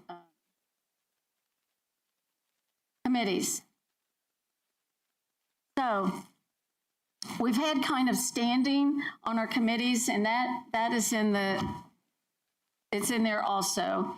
And so what we do right now, if you look at that, we've got the eligibility and disciplinary committee has all of the months, and we'll change those out for these changes we just made in informal conferences. So don't even worry about that. But board development last year was Daryl, Ken, and Carol. And the other committee is strategic planning. The other one is board budget, and then internal auditor. And we've usually had some of the consumers that had that financial kind of love. and also, if you look, strategic planning was Mary Grace and Ken, budget was Rick and Drew, and auditor was Daryl and Manny. And so if you guys want to stay on those committees, that is fine. If you want to change to a different one, everybody doesn't need to be on one, but everybody can be on one that wants to be. Madam President, Stay Okay. on. Ken? I'd like to stay on the strategic. Okay, you were on board development and you weren't on strategic planning. So you want to be on what? I could be on both. Okay, usually I don't have two. I mean, since we have so many members. Strategic planning. Okay. Oh, yeah, you were on. I lied. Okay. You were on two. Okay, so you're going to stay, or do you want to go off board development and? I can go off board development. So Okay. Okay. Hmm? Okay, and then also when you look down, when we get to advisory committees, you know, those are the ones for different things. So practice people are on practice, and advanced practice, Drew and I do those, and education, educators do those. And then nursing practice is usually our practice people. And licensure, eligibility, and discipline, usually people that are on E&D more. And then the growth is usually education. So, so Kathy, you're going to stay on those. You'll be on the two education and then the education task force. Okay. I'd like to get added to the Right. Yes. Kathy? And that's where we would put you. Yes. Okay. I could move off of strategic planning and onto board development or board budget liaison if you want. Okay. Well, let's put you, it's Ken's coming off to board development. Let's put you on. If that's, and does someone else want to be on strategic planning? I would volunteer for that.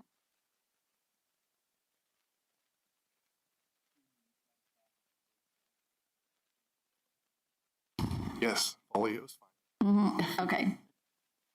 And we've still got Manny and Daryl on auditor and Rick and Drew on budget. Do you still want to stay on that, Drew? Okay. And Daryl, you're on board development and you're also on auditor. Do you want to stay on board development or you? Yes, yeah, I can stay if no one else wants it. If no one else wants it. And auditor? And Manny, you're good for audit? Okay. And Carol, board development. And so our practice people, Kathy Lederhorn, Carol, Melissa, and Nancy are all still practice. And then Ellie, because you're a practice as well. Okay. Now, licensure, eligibility, and discipline. We have Maisie and Kathy Lederhorn. So I think it'd be nice to have an RN on there that's maybe on eligibility. I don't know, Carol, would you want to do that?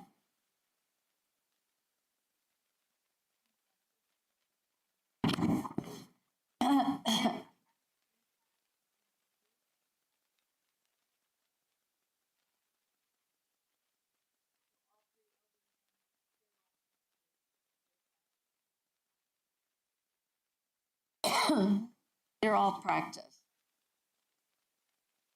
The other practice Advisory Committee on Licensure, Eligibility, and Discipline. Does a lot of E&D.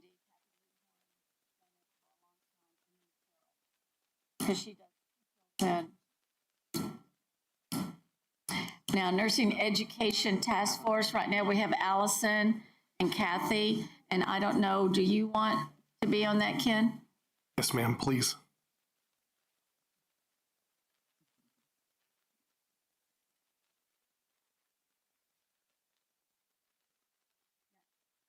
And then I can share with her.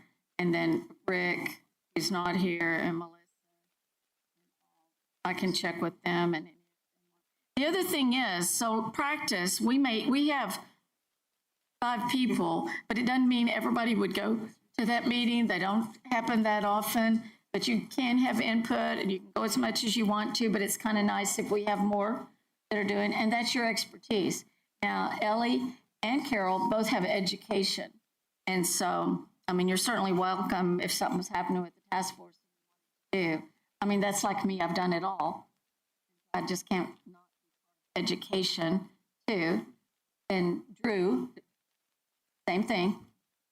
So I definitely don't want to limit anyone. I know that I want to be respectful. You work, you have obligations and family and responsibilities. And then we'll get the new one to you.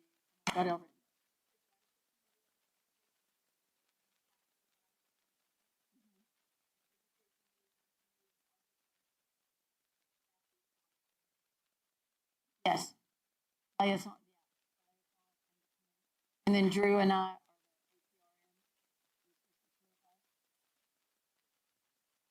Board development.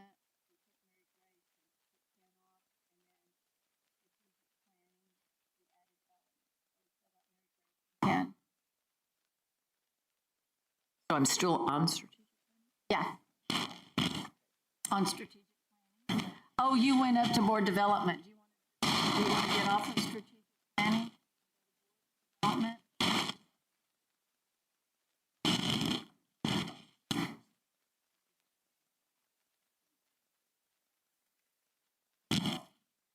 I don't ever want you to not do what you want to do.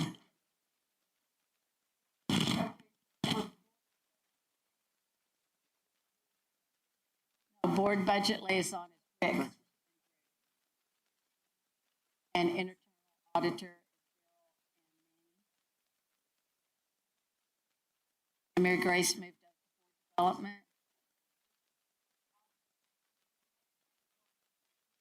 I guess she's staying on.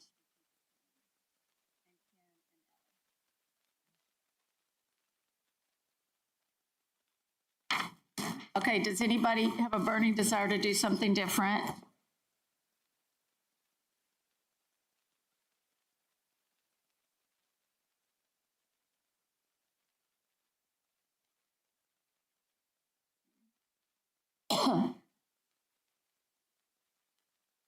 Okay, right now we have the BSN, the LVN. So you're saying you want to be? No, because we don't regulate APRN. It's more, it's LVN or and we don't regulate RN to BSN.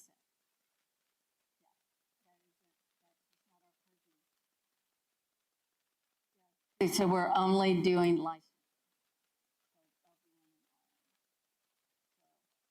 And when the committee comes,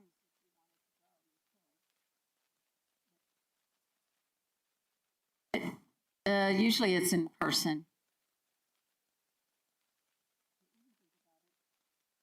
Okay. Where are you adjunct?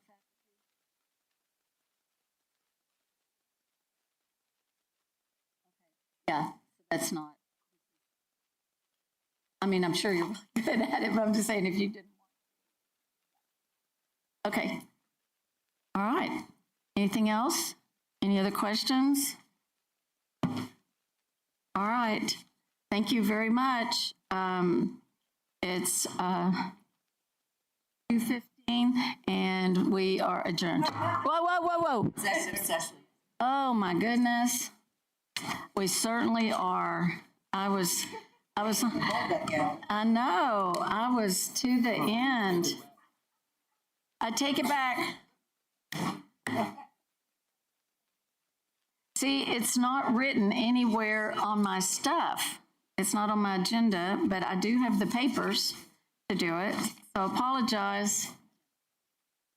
So now we are doing item 8.6.6, consideration of proposal for decision recommendations, proposed settlement agreements. Okay, and if any, and board action in the matter of permanent certificate number 217698 issued to Ebony Janine Franklin, SOA docket 507-2423932. And so we will break for 5 minutes and set up for that meeting and clear the room and be ready for executive session. So on my board item staff- 8.66. Board staff, if you're not required to be in the executive session, which you would know if you are, you don't have to stick around. You're welcome to, but the room has to be primarily the board members. So I don't want you to be waiting out there forever. I know you have work to do. Thank you, staff.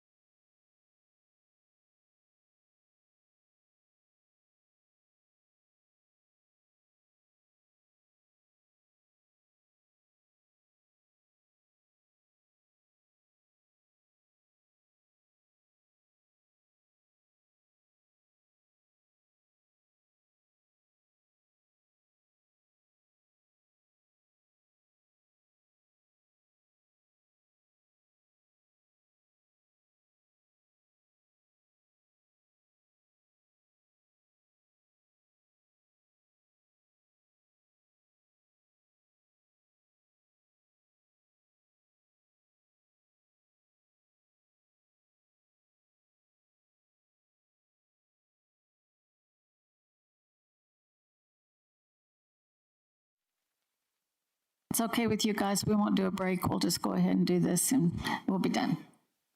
Okay.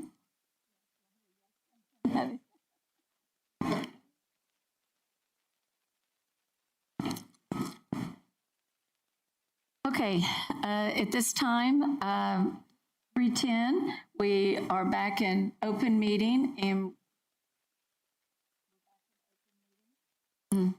and we will consider action on agenda item 8.6.6, which is consideration of proposal for decision recommendations, proposed settlement agreements, if any, and board action in the matter of permanent certificate 217698 issued to Ebony Janine Franklin, SOA docket number 50724233932. And if I could get a motion.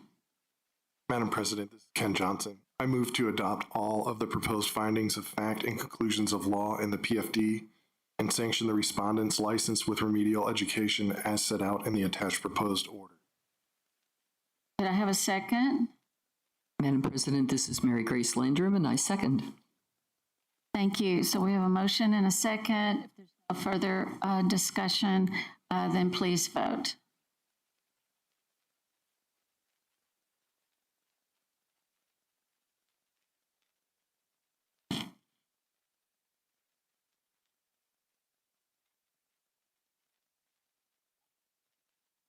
And the motion carries. Thank you very much. Members, staff, attendees, having completed all the items on the agenda, I'm adjourning the I'm adjourning. Oh my goodness, October 23, 2025 board meeting, and it is 3:12.